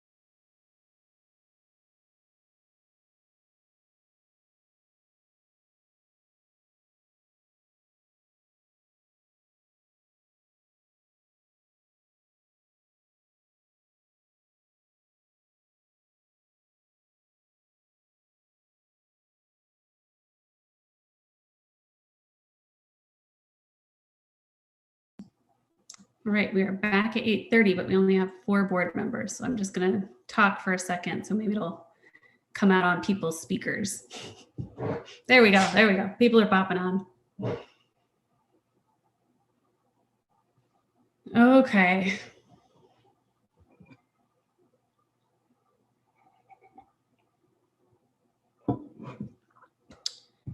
All right, we're back at 8:30, so let's go ahead and get started. Oops, because I never gavel us out. Sorry, redundant gavel. Okay, next up we have a review of our strategic plan, goal number 1, with Dr. Morlock. Okay.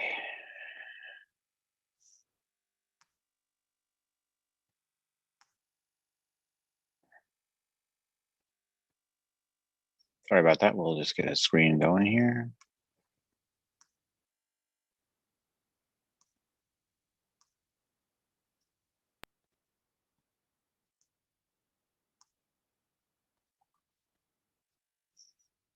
All right, can you all see that?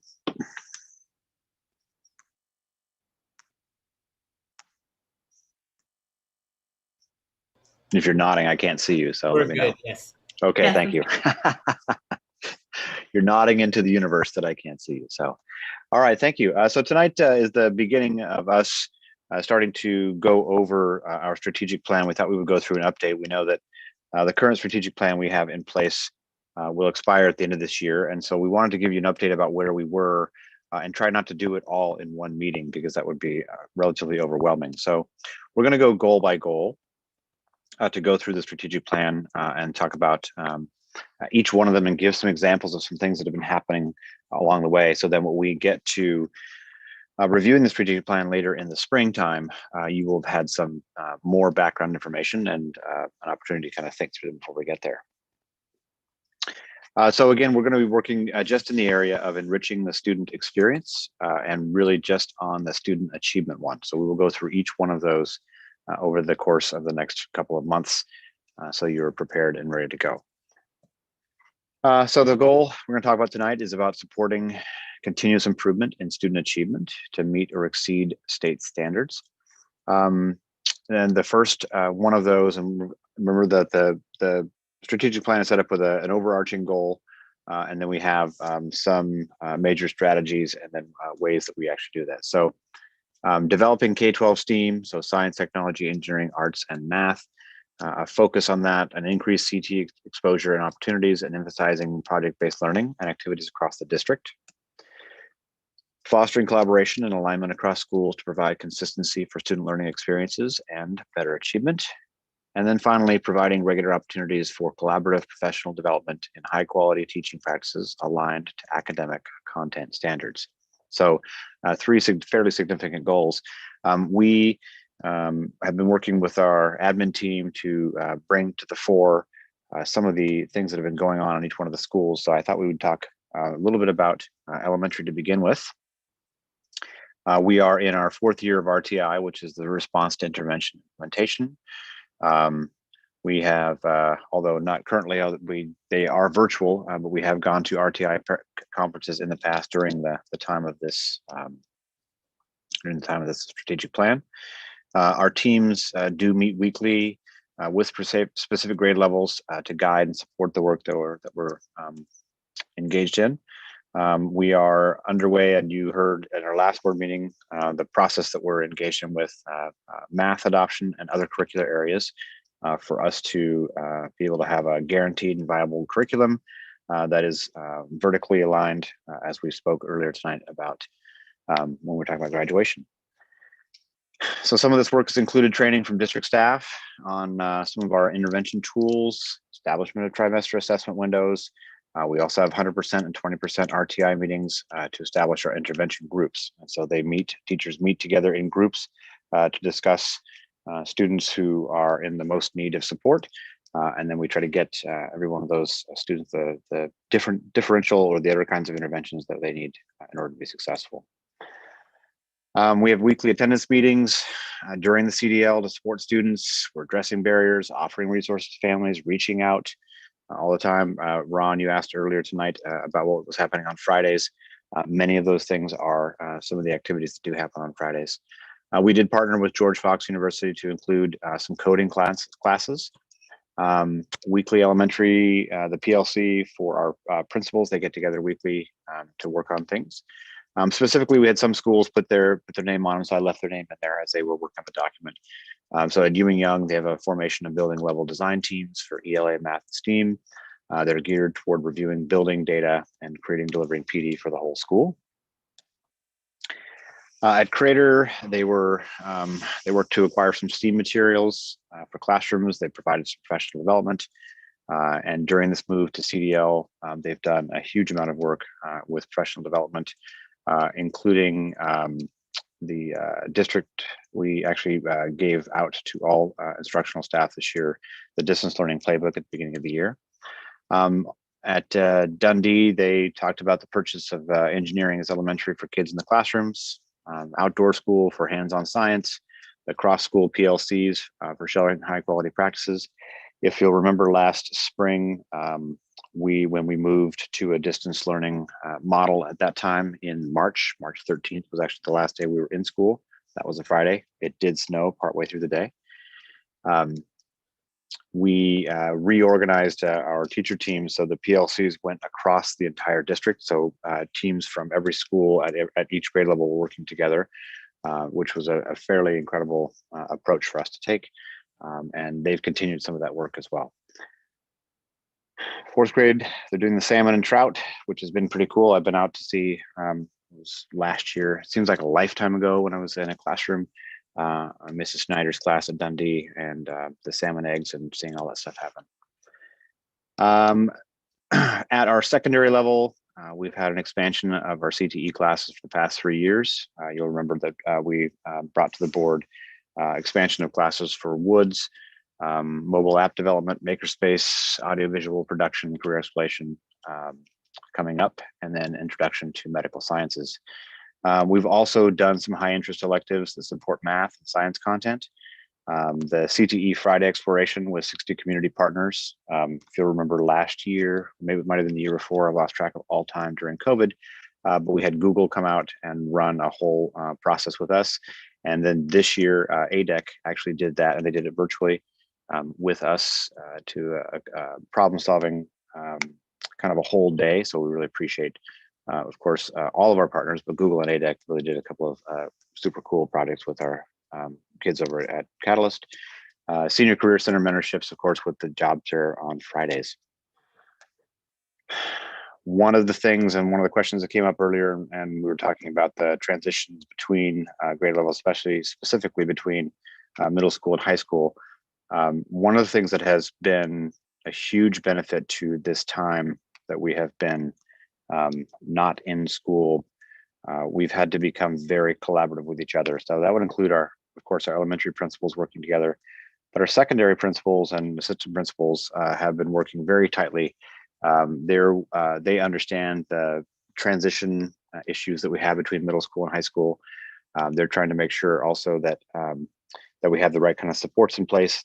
Derek mentioned earlier about starting a summer school opportunity and kind of a launching into high school, and also supporting our kids as they come back. So Newburgh High School and Catalyst also working together to make sure that they can go back and forth to access electives and or career pathways at either location. So trying to make sure that we're not doubling our efforts, but working more wisely with the things that we have. Lots of other things happening within their school, cross-school collaboration at middle level. So again, like our elementary schools, we were doing our PLC and our planning. Our teachers and staff have been doing this cross-school to try to bring more consistency across the entire middle school experience, regardless of which school your child may attend. And again, continuing to work on elective development. That's something that we've talked about with some vertical alignment when it gets to career and technical ed. Where can we start that experience? And we should be starting it at a younger age. And so that's part of this collaboration they've been doing.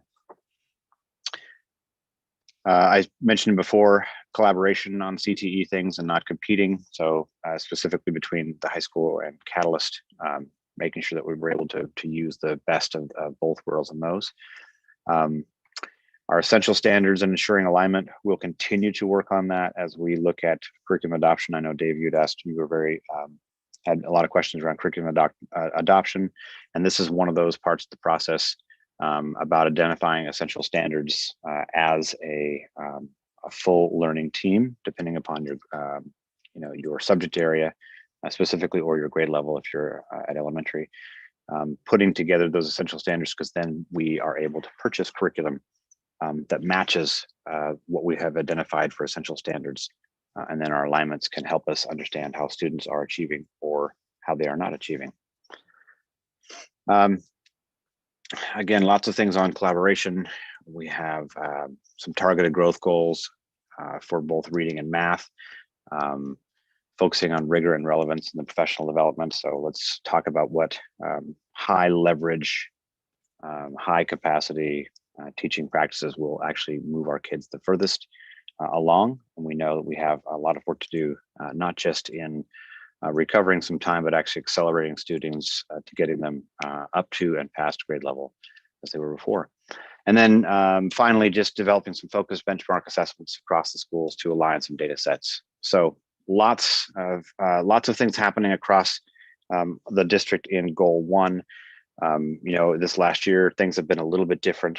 And at the same time, the schedule and the opportunity for us to be able to collaborate has actually in some ways never been better. So it took us a while to get reorganized because we're all used to doing school in person, but I think that we've had this great opportunity to collaborate across schools, across grade levels, working on our alignment things. And then as we move into the next few years, as Dr. Brown mentioned earlier, with curriculum adoption, and for us to go through the process of all things, we're continuing to align and to make school just that much better for every kid. So I'm going to just stop there. I wanted to try to give a brief overview of some of the progress in goal 1. There are lots and lots of things, of course, that we're not able to talk about because there are just too many of them. So we will stop there and see if we have any questions. Okay, Rebecca, go ahead. Zoom. You're on mute, Rebecca. You're doing a Joe trick right there. So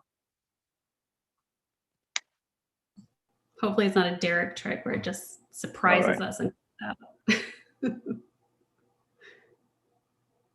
Well, Rebecca's taking a second. Yep. Is there anybody else? Okay. Yep. All right. When we first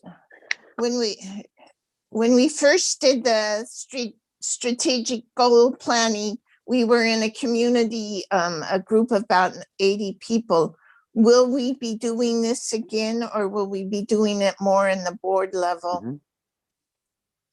Well, that's really a discussion for the board. And so at some point we should put it on the agenda to discuss the kind of format that you would like it to take. So that's part of the reason for us just to go over some of these goals tonight, is to get an idea of the scope of work that's been going on. But I think that would be a pretty healthy discussion for the board to have, to decide what format, whether we do it as a large group, which we can still do remotely, or if we want to do something else. So that's really a kind of a board decision to talk about next steps, and then we can put it into place however the board would like to do that. Okay, thank you. You're welcome. Other questions? Go ahead, Ron.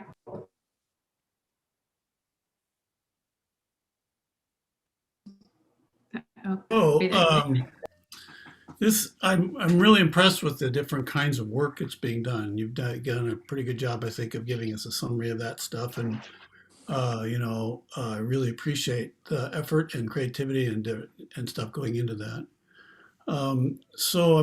I know also that we have a little bit of problem getting recent data because we didn't do some year-end tests, and we may not have some of the data we have now. The goal, which you've talked about, is the explanation and the strategies, which is very good. But we don't really have a lot of data here whether we've continued to have continuous improvement, because we don't have results stuff. So how are we going to know whether all this work is paying off? One of the challenges, and I think Derek mentioned it also in the report last time about when we're talking about a guaranteed and viable curriculum, is that when you don't, in the absence, when we're in this weird place where we're having an absence of 1, possibly 2 years of state assessment data, that's one of our markers because it's one of the ones that we have across the board, across the state. Everybody's using the same thing. One of the challenges that we have when we don't go through the process of identifying essential standards, of choosing a guaranteed and viable curriculum, and then actually using that curriculum and being accountable to that curriculum. And then you use that in your PLCs to work on common formative assessments, to come up with your RTI strategies, because those are the things that then determine you're not contingent upon a state assessment score. You have far more localized data to the kinds of curriculum things you're doing. So you'd have more information. You'd have your RTI things. You'd have your PLC work. We do have things like DIBELS, but that's at our lower grade levels. So it will be a challenge to know on some of those things. I also can tell you that if you look and in Derek's data, as we were looking at it before, at the bottom of our on track, then there's a bounce back up. And that was the beginning of our change in this whole thing about having a strategic plan that focused on certain things like this, like STEAM, like CTE, like making school more relevant and more interesting, as well as this kind of crazy opportunity, as I said before, for our staff to collaborate in ways they have not done before. So when you get the entire 4th grade team across the district collaborating on some things in math, that's a pretty significant thing that we've never done before. If you're at a smaller school, or even if you're in these schools, your team, your collaborative team, your PLC at grade level could be 2 people, could be 1 person, could be mixed grade levels. And so when you're able to do them across the district, that also creates some consistency in the process. The work and curriculum adoption is not buying the stuff. It's super easy to write a check and get some stuff and they deliver it on pallets and you're ready to go. That's the easiest part. The hardest part is, as a district team, grade level or subject area, is to agree on the essential standards and agree on what you think of all the standards together, because there are 36 in language arts, and can we do all 36? Probably not well. You can just do them poorly. So choosing those most essential ones and then agreeing to those, and then finding a curriculum that matches that, and then also agreeing to use that curriculum to then move ahead, because then you can see where the cracks are, where the difficulties are, what's not working as well. So we won't have those other criterion-based referenced kinds of assessments. It'll make it harder for us. So that's a good question. And we won't have that kind of, national data or statewide data. You're muted. Now you're doing it, Joe, again. No, I did that to be polite, but I guess okay. What I'm hearing you say is, without the data, we just have to focus on doing the best process, and then it's mostly a matter of faith at that point that the process work is producing results that we're not going to be able to see. Which it might be the best we can do, and I'm hoping that keeps people's morale up. But it's not. It's just not. It's not what we need. We need to be able to show. Right. And right. I don't know that we can do anything about it. I'm understanding the problem. Maybe there's some creativity that people can do, figuring out some other way of doing it, but I don't know. It's going to be a rough time until we can get back to having something we can compare to previous years to see this continuous improvement. I'm going to say one more thing about that. The continuous improvement is a relatively recent, I guess, term. When I was first on the board, the first couple of years, they were statewide kind of things. We were supposed to make goals for what we were going to do by 20 and 25 and all this stuff. And it was really targets. We had to get things up to 85% or 90% or 95%. I don't remember all the details. It was very data oriented. That system sort of faded when the years got tough, because it was getting tough around 1920. Well, 2019, not 2020. I didn't really mean 1920. And that system sort of faded away because those were going to be very difficult targets. It was like 95% graduation rates and things like that. Very difficult for the state to meet. Yeah. Well, continuous improvement means we're just going to get better every year, which is fine if we're just going to get better every year. But if we can't tell, then it's very frustrating. So. Well, and so a couple markers that we'll pay attention to. We actually spoke about graduation rates tonight. Graduation's at the end, right? So it's actually not the best thing to measure. But freshman on track is something interesting to measure, because freshman on track then helps you figure out where you are as you've entered into that middle school. And I think it's, you know, it's always dangerous to say it's somebody else's fault before me that this kid's not ready for me to make them better, because that's actually a false argument. But what is it about that transition that makes it hard? What are the things that we can do to support them either before they start high school or after they're having that year? We talked about the number of credit opportunities, which also was something that changed in 2017, 18, right? That's when and often it happens for financial reasons when they go from an 8-period to a 7-period day, because it's a reduction in cost as a cost savings measure. You know, we're already in discussions, and we had been in the times before COVID, we were discussing reverting to a schedule that allows more credit opportunities for students, because there is some concern. And especially now, as we've had students struggle through the COVID times, do we need to provide more opportunities? And do we look at that schedule that had been previously successful before that significant change, right? So as a side note, I'll just say that I taught in 7-period day. It's very challenging. And it's, you know, you don't have the same number of opportunities. You don't have the same amount of time to breathe. It is slightly more costly to go to 8 periods, but it's something that we are actively exploring as one of our options for us to look at student achievement.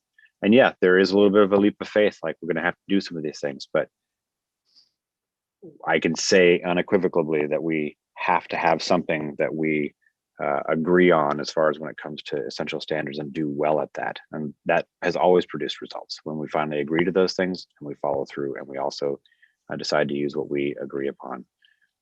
Working in these RTI groups, I've had the chance to sit in on a couple of those 20% meetings, and it's really powerful stuff happening at elementary. It's harder to do at secondary for 1,000 reasons, but noticing the kind of work that happens around how students are doing. Can you explain 20% and 100% means? I don't know those. Sorry, Sure. Ron, I was going to suggest after this, Joe, I want to go ahead and open it up to the rest of the members too, just to see if there's any other questions. But go ahead, please. Yeah. Yeah. So that's the it's a percentage based on the number of students who or how they're doing. So that if you look at your whole scopes, 100% is when you're talking about all kids, and 20% is when you're talking about that 20% who are struggling the most. And so you're working with just that group, focusing on that. And Derek can correct me if I'm wrong. I think you got it. So in most systems, the core curriculum serves about 80% of the students really, really well. And then we know that typically there are about 20% of students that need some kind of intervention or some kind of additional support. So the RTI system helps you build out a protocol and process for how you run your 100% meetings, what data you're looking at, how you facilitate those conversations. And then for students that might need additional support beyond what the core is delivering, there's a different set of protocols and meetings that you can have and different data you look at for that 20% of students. And so we've been at that for a few years and are implementing those kinds of systems in our elementary schools right now, and we'll start moving those into the middle schools as well. Thank you. Any other questions from the board? All right, Ron, we can come back to you. Do you have more? No, I thought maybe there weren't any questions. That's why I waited till I volunteered, but no, I don't have any more. Okay. I just wanted to briefly mention that salmon hatching project. It is such a fun, hands-on, project-based, group collaborative, over a long period of time engaging kind of project. And I've seen it at Ewing Young, and I have a hard time believing that there wasn't some professional collaboration between Ewing Young and Dundee. So I have a feeling it could be another example of that cross collaboration as well.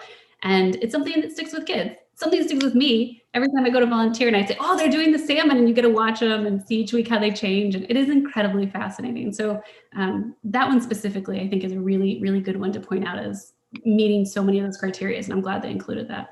Yeah. And I think it's important to find the bright spots in all of this really hard, years time, that some things have actually worked out really well. And some things have been very good for us as a school community. I know it's super hard people are struggling, and I know those things are true. And I think we've had some opportunities to do some things that will really stick with us as we move to the future. We've had a lot of people really connect, and I think that's going to really empower us as we move forward. So anyway, tonight, first goal. So we'll bring back the next goal on our next week. All right, great, thank you. Okay, next we have our transfer report with Shanna.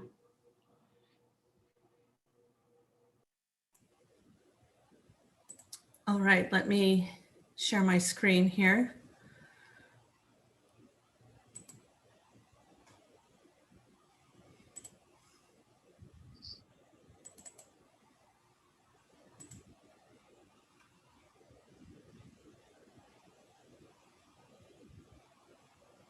All right, can everyone see this okay?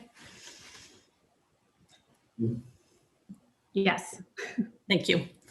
Good evening, school board members. My name is Shanna Andrews. Tonight, I will present to you the transfer report for the 2020-21 school year. The numbers included in this report are current as of February 17, 2021. Tonight, you'll receive information about interdistrict transfers, virtual charter school transfers, and the 3% cap on virtual charter school enrollments. We'll also look at the number of students in our area who are registered as homeschool students. In this report, we'll take a look at how the pandemic has impacted our transfer numbers. You will see that enrollment in virtual charter schools and homeschool registrations have increased significantly since this time last year. As you can see, for interdistrict transfers, we had 46 students transfer into the Newburgh School District. This is consistent with last year. 90 students transferred out of our district. This is 17 more students than last year.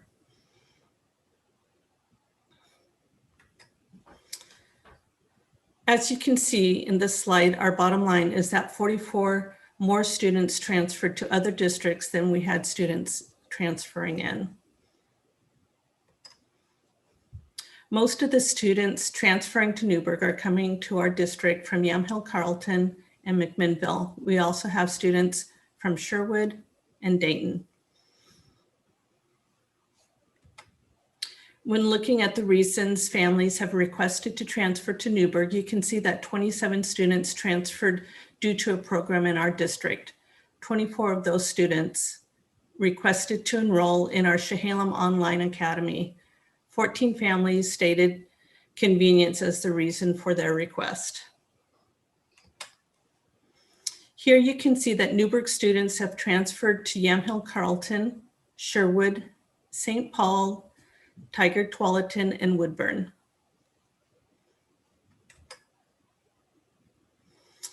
As I stated earlier, the pandemic has greatly affected our transfer numbers. 38 students from Newburgh have enrolled in the Alliance Academy, an online program in the Yamhill Carlton School District.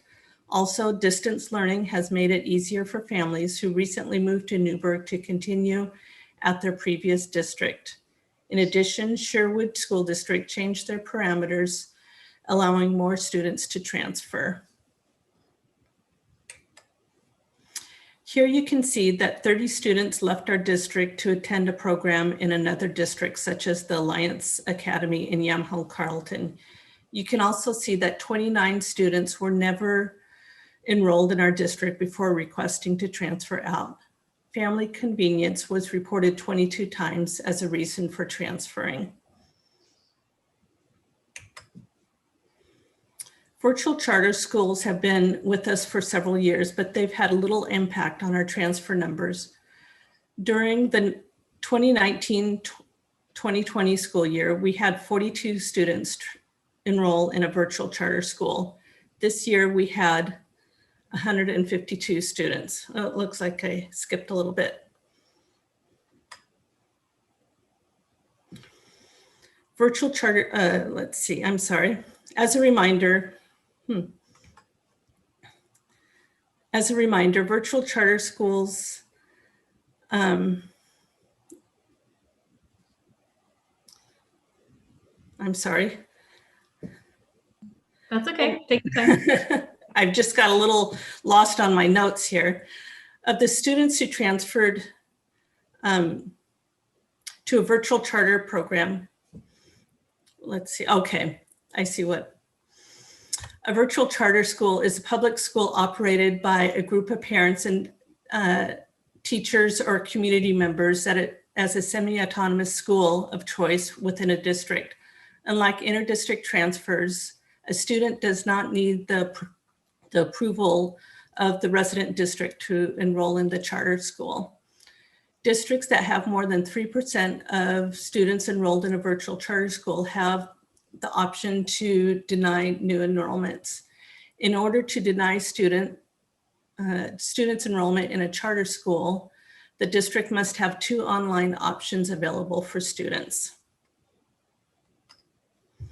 Of the students who transferred to a virtual school this year, 25% enrolled in the Oregon Virtual Academy, 24% enrolled in the Willamette Connections Academy, 13% enrolled in Oregon Charter Academy, as well as Summit Learning Center, Sheridan All Prep Academy, Fossil Distance Learning, and Cascade Virtual Academy.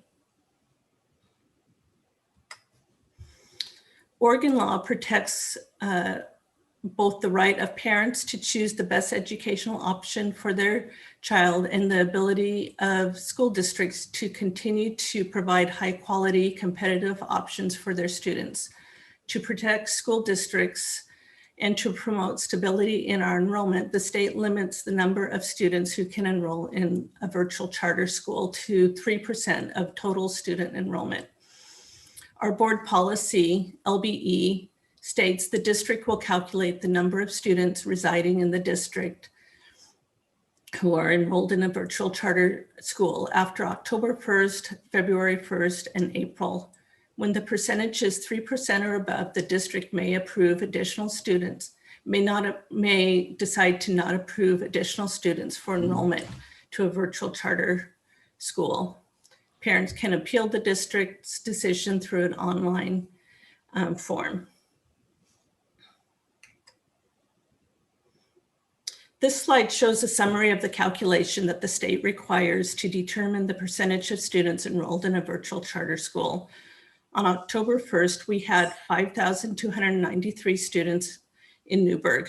This number includes our student enrollment and the number of students enrolled in virtual charter schools, private schools, and students registered as homeschool students.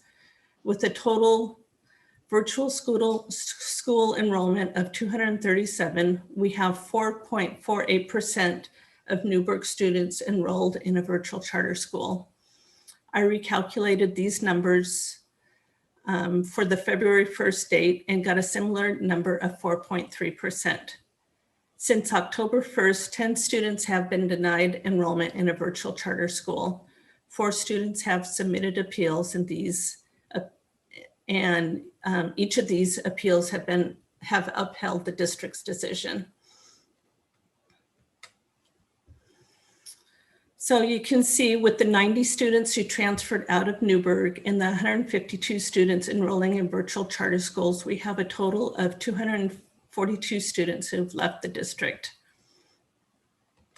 With the 46 students who transferred to our district, we have a net loss of 196 students. This is an historical look at these same numbers, starting in 2017-18 in blue, 2018-19 in red, 2019-20 in yellow, and 2020-21 in green. You can see these numbers have jumped dramatically this year, but as students return to in-person learning, there is hope that students will start to return to our district. Students who are homeschooled are registered with the ESD. From the ESD database, we can find out which students in our district are being homeschooled. These numbers are not always accurate due to some students being enrolled in a virtual school and also registered as homeschool students, or the ESD not being notified when a student returns to public school. Here you can see that we've had 221 students register as homeschoolers between February 15th, 2020 and February 14th, 2021. This is a sharp increase from 52 students the previous year. Again, we can assume this is largely due to the pandemic. This graph gives us an overall look at the numbers and how they compare to our student enrollment numbers. The net loss of 417 students comprises 9.4% of our total student enrollment. These are not great numbers, but looking at enrollment across the state, we are not alone in numbers like these. Most districts around the state have seen a similar decline with the exception of districts that sponsor a virtual charter school. Of the 17 districts that sponsor a charter school, only 5 did not have an increase in enrollment. Enrollment increases for these districts range between 2% and 248%. Thank you for your time tonight. Are there any questions that I can answer for you? Thank you, Shanna. Are there questions from the board? I was doing some research kind of on this a little bit because it, certainly useful information. And I found a pretty staggering number from ODE. Let's see, 21,744 fewer public school students in the state of Oregon. Over 20,000 kids are no longer enrolled in public schools in the state of Oregon. And that's about a 3.7% decrease. And enrollment has surged in online charter schools. As of October 1st, it was over 18,000 kids in online charter schools, which was not the case last year this time. Right. It's interesting information. Yeah. Yep. So Brandy, based on what you just said, it sounds like we have shed students at about 3 times the rate that we have statewide. 3 times. So if we're down 3.7% statewide and we're down roughly 9% here, that's your point? Yeah. Okay. So Joe, is there some reason for that, you think? I'm sure there are reasons for it. I don't actually have any explanation for that. We looked at our numbers coming in. We have much smaller kindergarten rates. But no, I don't have any way to track it because they didn't actually give us reasons. So I think that it'll be interesting to see what happens when we come back to school and come back next year in a more regular way to see where we end up. Brandy, I don't know if you know this, but it may be that those Oregon statewide ones include online schools, and that's where we've lost a lot of our people too. So when we did the measuring earlier in the year of comparing to districts around us, our losses were very much in line with the districts around us for non-online learning. Go ahead, Dave. Do we know if it's a breakdown between elementary, middle school, and high school where the biggest numbers are at? I could figure that out. I would have to go back and look at my spreadsheet, but I can send you that information. It'd be interesting where we're.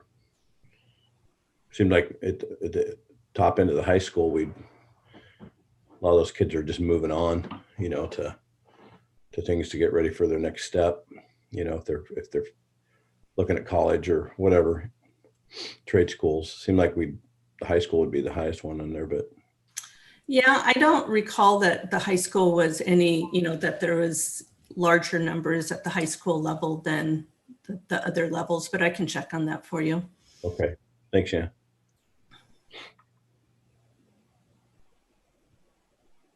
Any other questions?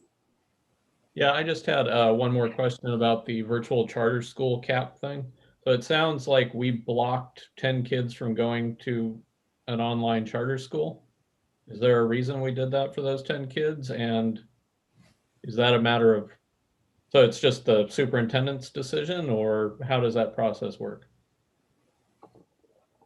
Well, it actually should have happened at the 3%. But as things were fast and furious, and sometimes we don't even get the reports from the charter schools because they continue to enroll beforehand. So 3% cap is actually is still in state law. That was something that Brandy mentioned earlier as well, that the legislature is actually looking at those numbers about whether they'll continue to uphold that or if they'll change it around. So the board also is it's in policy that we do the 3% cap along with the state. So while it could be my decision, we have decided to follow the 3% cap like everyone else has as well. And I can mention that when we've denied those students, we've asked principals of their school to contact the families to see what wasn't working for them and to see if we could meet their needs and make it a better experience for them. So, I feel like when, that was our responsibility to do that if we were going to deny them to be able to do that. So, in each case, modifications were made and it was a better experience for students. I believe, oh, sorry, Dave, just a second. I believe Ron had a question and I'll come back to you. Yeah, my question is on a similar topic about the 3%. I was not aware of this limit until this came up. The board policy quoted here says that the district may choose to not approve additional students. It does not say that we must choose. So it seems to me, I'm reading this, that we have discretion as to whether to enforce a 3% cap or not. And I've said this before when we talked about the general policies about inter-district transfers and the old open enrollment between districts, that I'm not really comfortable with a policy that says we tell people they are trapped in our district. And particularly this year, when for a lot of reasons people might needed to have more flexibility in where they could put their students, I don't think it's really very good optics that we required 10 families to stay in the district when they wanted to put people in other places. So I guess I need to hear more about why a hard cap at 3% is good policy.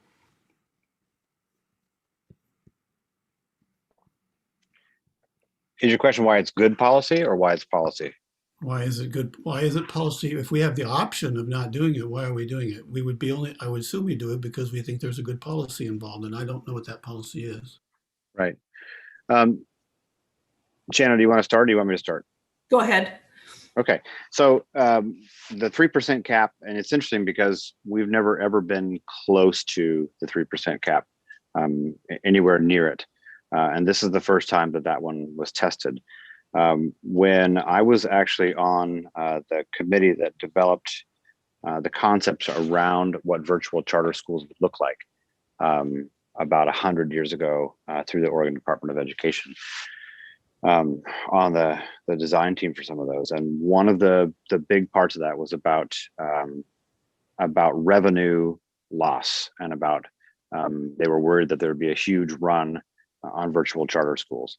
So the big run didn't really happen, although there are some school districts who, of course, just have a virtual charter school, and they've got 50 of their own local kids, and then they have several hundred that come from other places to do that. One of the other concerns that has been here, I think, for a long time is around enrollment loss. And so when we looked at the 3% cap, first of all, we didn't even know we were past the 3%.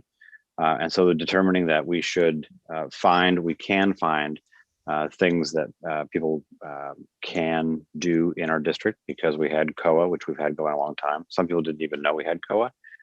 So working with them to say, hey, we've actually got an online program. We actually have 2 different online things they can do. It's certainly something that if you wish to blow through that cap, that's certainly something that you can direct me to do. But I think when you look at it in terms of enrollment loss and also the fact that we actually run our own online school here as well, I don't know about the optics of it. I think there are lots of things that have been interesting about this school year. So I would certainly take that feedback if that's something that you wish to do. I think that's something that we can certainly move into place if that's what you would prefer to do in the future.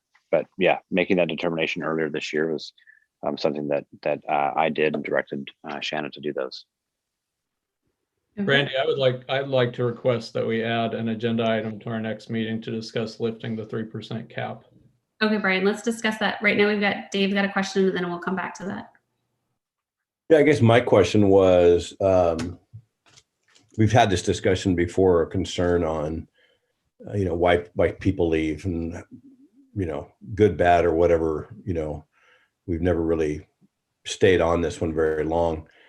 To me, it seems like we have to wait and see how we come out of COVID with numbers coming back to get really hard data, but our numbers pretty high. So I think it's something as a board we ought to watch pretty close on this. I'm sure Jonas district staff will. If it stays higher than we're comfortable with, this is definitely something we need to address, pretty hard, coming forward. But it just seems like until we come out of COVID and we know what our really hard numbers are, probably even till next fall, we're not going to really know kids coming back, kids going, staying or homeschooling, or, I'm just kind of generalizing here, but we're not going to really know what their families' desires are until we get hard numbers coming back. I want to know those numbers. I guess Brandy, what I'm saying is I want to stay on this thing, kind of like what Ron and Brian are saying, but it just doesn't seem like we're going to really know until maybe next October. Yeah, when I hear you say that, it reminds me of the conversation we just had around assessments as well, of the data that we do have is skewed, and we need to kind of see what it all means. Yeah. Okay, Brian, go ahead. Brian, do you want to talk about the agenda item? You would like to place it? I would like to add an agenda item to the next meeting to discuss lifting our 3% cap. Board comfortable with that? It sounds like Ron, the conversation you'd like to have. Dave, go ahead, Rebecca. If it's a state law, is it something that we can locally manage or change that? Joe, do you know the specifics? I know it seems like it's, well, go ahead. You know far more about it than I do. No, I think that's the ability, and as Ron mentioned in policy, but the ability of the district to uphold or to move by that may be changed in policy. I would have to make sure in ORS. I'm quite sure that the district can probably do that, but I would have to look at that. And I can do that. I can do that go ahead. Well, I was just going to say my reading of the 3% cap information is that it is a district's decision of whether or not to abide by that cap. Okay. And also too, I mean, it will be an interesting discussion, especially depending on what the legislation, if they make moves on it either way. Yeah. All right. Any other questions for Shanna or Joe? Okay. Thank you. And actually don't go far. Next up is new business, and that is to set our transfer parameters. So whenever you're ready for that. Okay. So, here we have the parameters that we've used in previous years, and the recommendation is to stay with the same parameters that we've had as far as releasing all students that request at each of the levels, and receiving all students that request, with the exception of our dual language programs at Edwards and Mountain View. And then receiving up to 20 K through 5 students for our COA program, and then 10 6 through 8 grade students for our COA program. Okay, are there questions? My first question was, why are we limiting the students we'll receive into COA? My guess is that so we can maintain, staffing levels as appropriate.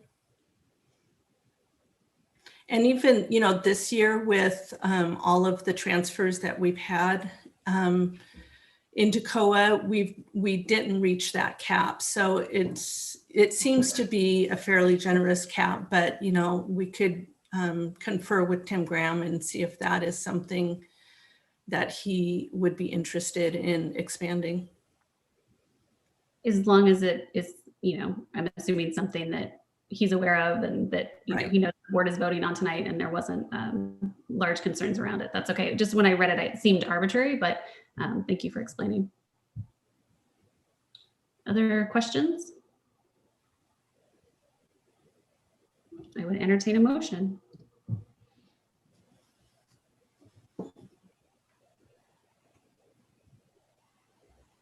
Does this need to be approved tonight? Because I actually would like to hear about that cap. It sounds like we're not actually in danger of hitting it, but I would prefer if we didn't have a cap there. Doesn't seem like it would be problematic if we're not in danger of hitting it anyway. This does have a time limit. It needs to be done before March 1st by state law.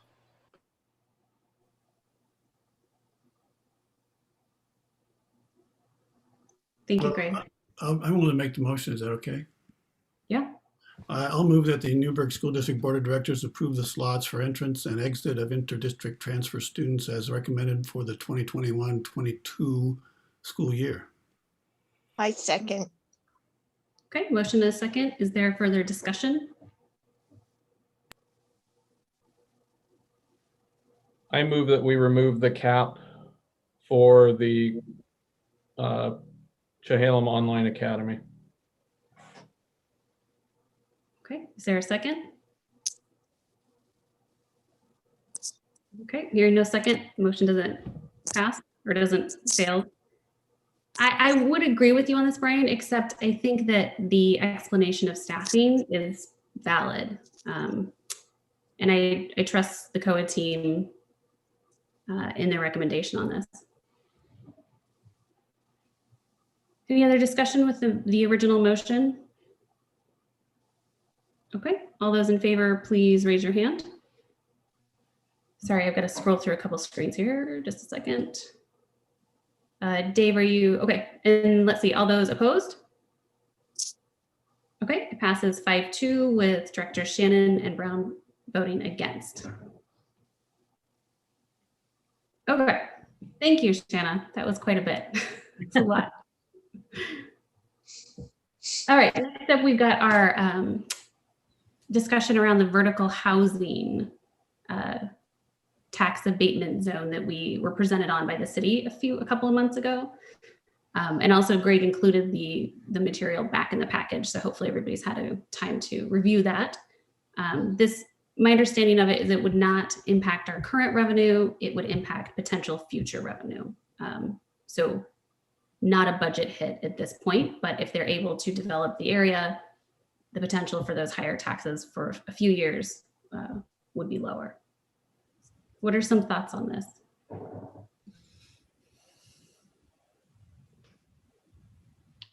Yeah, I'm in favor of our supporting it. You know, affordable housing, middle income housing is something, finding options for housing is something that has had a big impact on our community.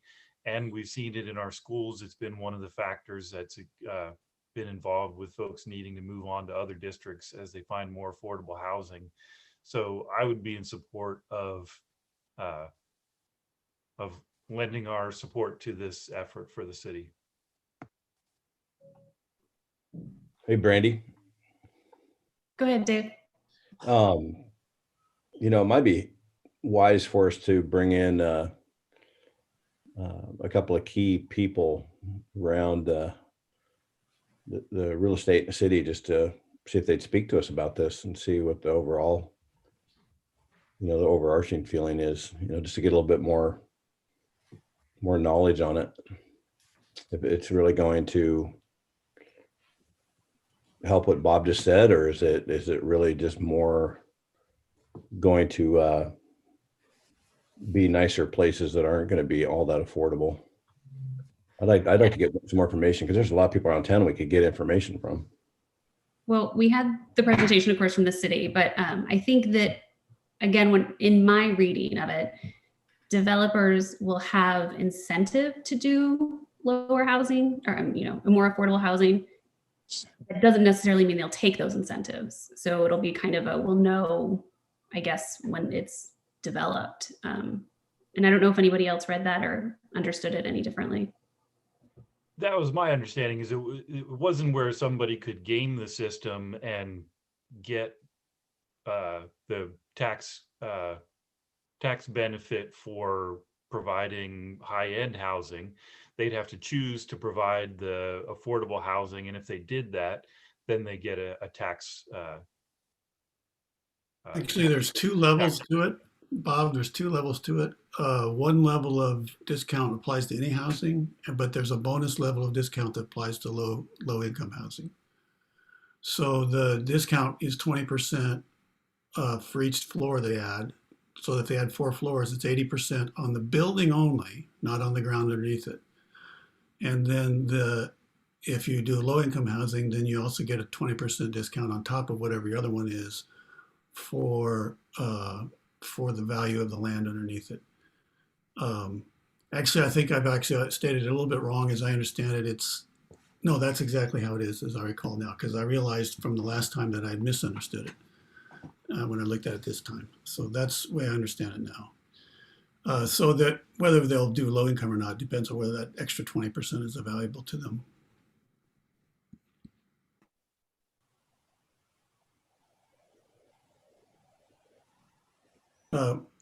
Technically, I think this is possibly a negative revenue in terms of taxes. It seems to me that it's unlikely that a 4-story building where you give them 80% tax break wouldn't take in.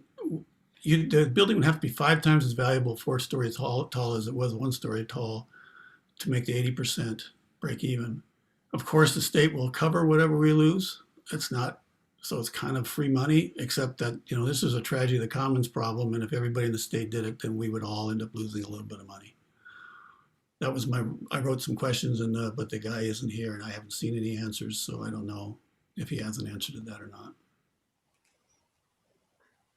And Greg, can you tell us, I think there was a timeline on this, but do you remember in our communication? They're just asking for stakeholders like the district and others to see if they're willing to opt into this before they bring it for full planning development and city council approval in the next couple of months. And Ron, I think my understanding is this is only for new construction. I don't think this has any way of affecting our current rates. So the example that you were using would be if there was an expansion of property that's already there, all that could do would be to increase tax revenue. It would just increase at a lesser rate if this happens. Yeah, the way I read it is that the existing building is there. It's got a certain value. If they add a floor, they get 20% off the whole building's value with the new floor. And if they add 2 floors, they get 40% off the whole building's value with the new floor, and so forth, which I could imagine working fine as long as we're not adding 4 stories. And the only question I had is it likely that a 5-story building is going to be with 4 extra stories on it is going to be worth 5 times as much as a 1-story building? I kind of doubt it, since they're adding residential rather than commercial, and the bottom floor has to be primarily commercial. So I'm not quite sure. And again, it's only a problem if everybody does it, because then the tragedy of the commons problem occurs where it's hard to explain, but if we lost 100,000 on this, the state would just fill us in with 100,000. But if everybody around the state does it, they'll have to fill everybody's 100,000, and there won't be any money there to fill ours in. See what I'm saying? So in theory, it could be a loss. I don't think it's likely to be a loss. Go ahead, Rebecca. Isn't this just an area within the downtown area that we're talking about? Yeah, exactly. Yes. I also remember him in his presentation to us in November saying that he did not anticipate any 5-story developments happening, that's not happened in Newburgh at all. Yeah. And the tallest ones we have now are 4. I think the new ones on First Street or whatever. 2nd Street. I think that we have a good partnership with the city, and I think that that was just shown with the CARES Act funding that we just got. And I know that there's several other ways that we're partnering. The district is partnering with the city because this won't have a significant financial impact on us and would help revitalize, a community in which we all live. I, as one person, would be willing to support it. I still think listening to you guys, though, we're pretty shaky on our facts. I still think we should get some more input from some key people around town, if they say the same thing, fine. But, right now we're a little thin on really hard knowledge on this thing right now. We just kind of listen to his presentation, and like Ron said, it probably works out okay. But what if there's a negative connotation here to some key people around town that do support the school district? I mean, I think we should find that out before we're not obligated to do this tonight. I'll go get some people to come in and talk to us. And if that's the way it is, then great, we can move that way. But go ahead, Ina. My question is more for Dave. Dave, do you have specific people in mind that you would want to give us the okay to move forward on this? Yeah, I kind of, it's a great question. I have a couple key business people around town that have a lot of experience in, the workings of all the business stuff, what's going on. And it's never as simple as 1 + 1 on this, it's always a lot going on. So if they came back and had some, information that just solidified this, great. But yeah, I do have a couple people I would go talk to with one of you guys, or have them come present to us. I think they would do that. Bob, you had your hand up. I was going to say, if there's no deadline and the board doesn't want to move forward with this tonight, that's a board decision. I don't know if it's something I would want us to spend time as a board really diving into real estate. If folks want to educate themselves and learn more about the issue and, use that to inform their vote, I think that would be beneficial. We've had time to do that since our presentation. But I think we have a lot of other things that are more pressing to us than to take up a whole lot of board time educating ourselves more when we've had a presentation from the city, plus time to do additional research if we had questions.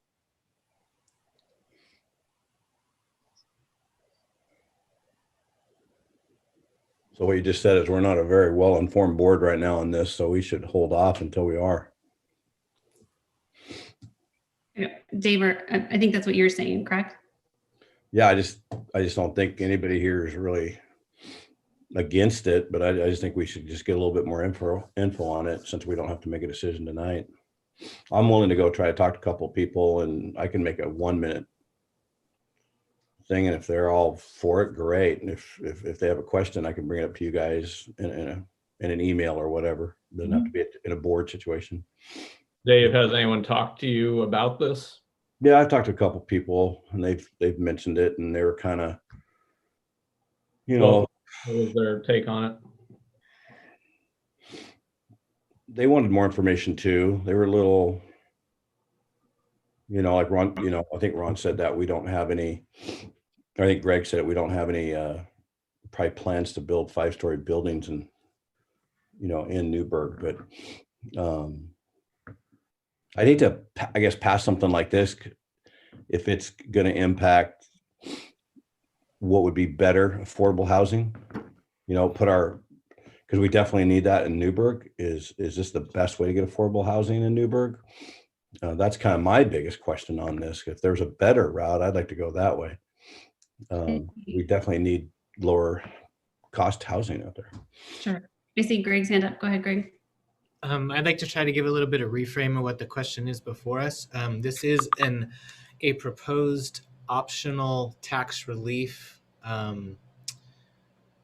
code that would be enacted by the city This is not something that would be required by any developer to do. The developers could still do any other development that they wanted to do and not apply for this program. And the question before our board is not, is this the best way to increase affordable housing? That's for the city planning and the city council to decide. The question before us is, are we willing to be in support of potential loss of future increases of property tax increase rates? That's really the only question before the school board. Can I Thank say you. something? Yeah, go ahead, Ron. Thank you for Yeah. the clarification, Greg. This has been a fun one for me. I've spent a total of 16 years on planning commissions and always liked it. I was the guy that went home jazzed for the meeting. Nobody else ever did. I think it's a really innovative program. I kind of wish they designed the rebate a little differently, but I think it's a really innovative program. It is really the city's bailiwick to think about housing. I'm glad that we're thinking about it too, because it does affect our citizens, but we don't have the expertise to deal with it that the planning commission and the city council do. And I'm really reluctant to put us in a second guessing position to them on policy about housing. We do have the primary responsibility for policy about schools. And I think the chances are almost zero that we will lose any revenue from this. I asked him at the November meeting how many kids he thought there would be in these buildings. He said he had no way of knowing, which I don't think that's the last answer on this. If we were to delay, that would be the only thing I'd be interested in knowing, actually.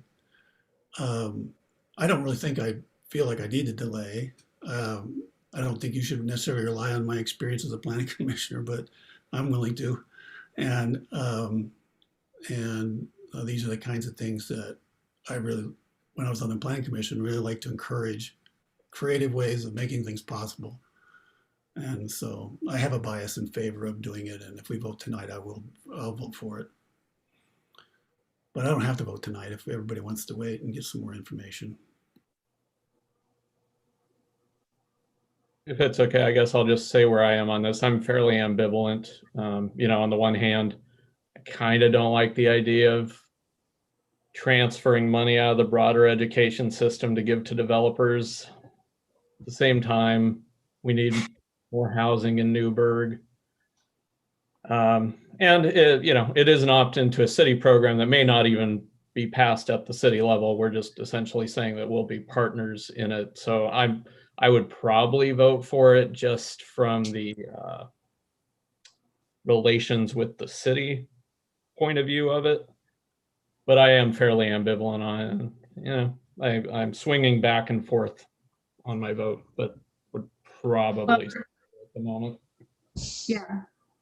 We're about 8 minutes over schedule on this because we didn't expect this item to take very long on the agenda. So I think we've got a couple options. We could vote.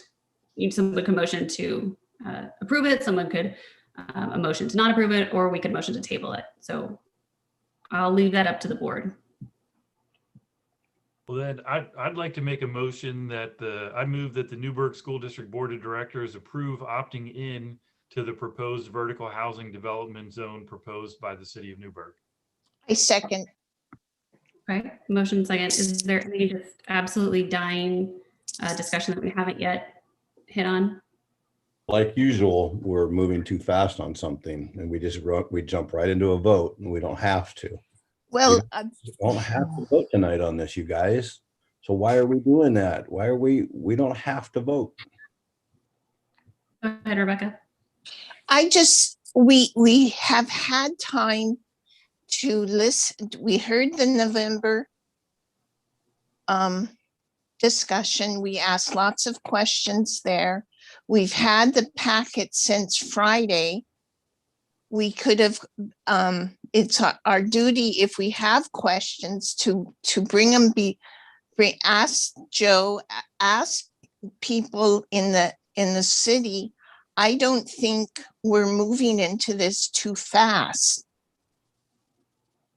And yet Ron's the only one that really has any knowledge tonight. Everybody else is just speculating. No. I understand it. I just don't know if I like it or not. Dave, I don't like the way you just characterize that. Yeah. That's your opinion, and but you're painting all of us with a big brush about our understandings, and I'm more than supportive of you having your own opinion and your own decision on this, but I don't like you painting the rest of the board as unknowledgeable or uninvolved. Folks have taken their own homework, done their own time working on this, and they're going to come to their own decisions. Well, I will let you know I've talked to 2 city councilors and an employee at the city about this specifically, and conversations with Joe and Greg specifically about this. I'm sorry you don't feel prepared, and I think your vote should definitely reflect that. But unless you have more discussion about this, I feel like we should move on, but please go ahead. well, I'm just saying we don't have to vote tonight, but that's what we're going to do, and that's what we always do. So go ahead. There was a motion. From my Go ahead. perspective, this is a debate that's going to happen at the city council level. Like, it's primarily their issue. They need to deal with it. We're really just saying if we would be willing to be partners in this program with them if they move forward with it. So I don't really think it's that catastrophic if we vote on this tonight. Okay, with a motion and a second, are we prepared to vote? Okay, everybody in favor, please raise your hand. All those opposed? And abstaining? Okay, so 1 abstention from Director Brown passes 6 to 7. That was a robust conversation around that. That was, I think, thorough. Okay, last item we have this evening is conversation around possible suspension of our athletic fees. Joe, are you ready to give us more information on that? I do. It's relatively short. I know that we're short on time. What has happened, as all of you know, is we've not been really involved in sports. We've had some workouts, we've had some not. We've started some things, we've started some not. And so, as we discussed before, and we've looked around at the districts around us, of course, Principal Arian attends the PAC-9 meetings. And what people had basically chosen was to not impact families. I know that a lot of folks are struggling out there, and we have a very shortened season. As a reminder, in general, we collect about $75,000 in the fees for athletics for families. And that's so for the first sport, it's 200. Second sport, it's an additional 200. There's a maximum of a family or individual max of 400 per year. Maximum for the family per year is 600, but still $600 is a lot of money. If you've got a couple of kids playing ball, it's a pretty significant barrier. So the recommendation coming from our high school admin and following along on many other districts, I think if any year is the year to do it, now would be the time to do it. So we're bringing this forward and recommending that we suspend the athletic fees for this school year. That does not mean we're suspending athletics. It just means that we're suspending the fees, and we will figure out a different way to pay the costs associated with those, which are coaches. We will, of course, have fewer contests, so some of our costs will be less than they are, and because we don't have as many referees, things like that, right? So we'll have a short season, but we still want kids to be active and engaged, and we think that removing any barrier possible, as this one is one of them, is an important thing to do. So we just are bringing this forward and asking for that recommendation. Joe, is this just for this year? It's just for this year, yes. I move that the Newburgh School District Board of Directors approve suspending athletic fees for the 2021 school year. I'll A second. Everybody wants the second, and I didn't even I'm get going to give it. that one to Inez because Rebecca had one earlier. So Yeah, that's okay. okay. With the motion and a second, is there discussion? When I saw this on the agenda, Bob, I thought of you because for years you've been championing reducing or eliminating these athletic fees, and I think I'm hopeful that we can do this at least this year and maybe even model it afterwards. Thank you. Okay. With a motion and a second, all those in favor, please raise your hand. and it passes unanimously. That, I think, might have been the best thing we did this entire meeting from my perspective. I think getting rid of those fees for the families and the kids for this year, when they've already not been able to, engage fully in their sports, is a big deal. I'm glad we did that. Okay, future agenda items. March 9th, we'll have our ad hoc committee updates, technology report, which should be robust this year, I would imagine. Personnel contract renewals, and also the admin personnel contract renewals and our superintendent contract renewal. So, and then also we'll put on that 3% cap. Brian, would you like that to be a discussion piece, or are you envisioning that as a potential motion to suspend that policy? I'd like the motion included. The motion bit, okay. Okay. Also, when are you going to deal with the start times issue? That's, I'm assuming would be, well, it won't be an ad hoc committee report, but I was thinking it would be on the next agenda. Is that fair, Joe? Yes. Okay. Yep. Okay, perfect. All right.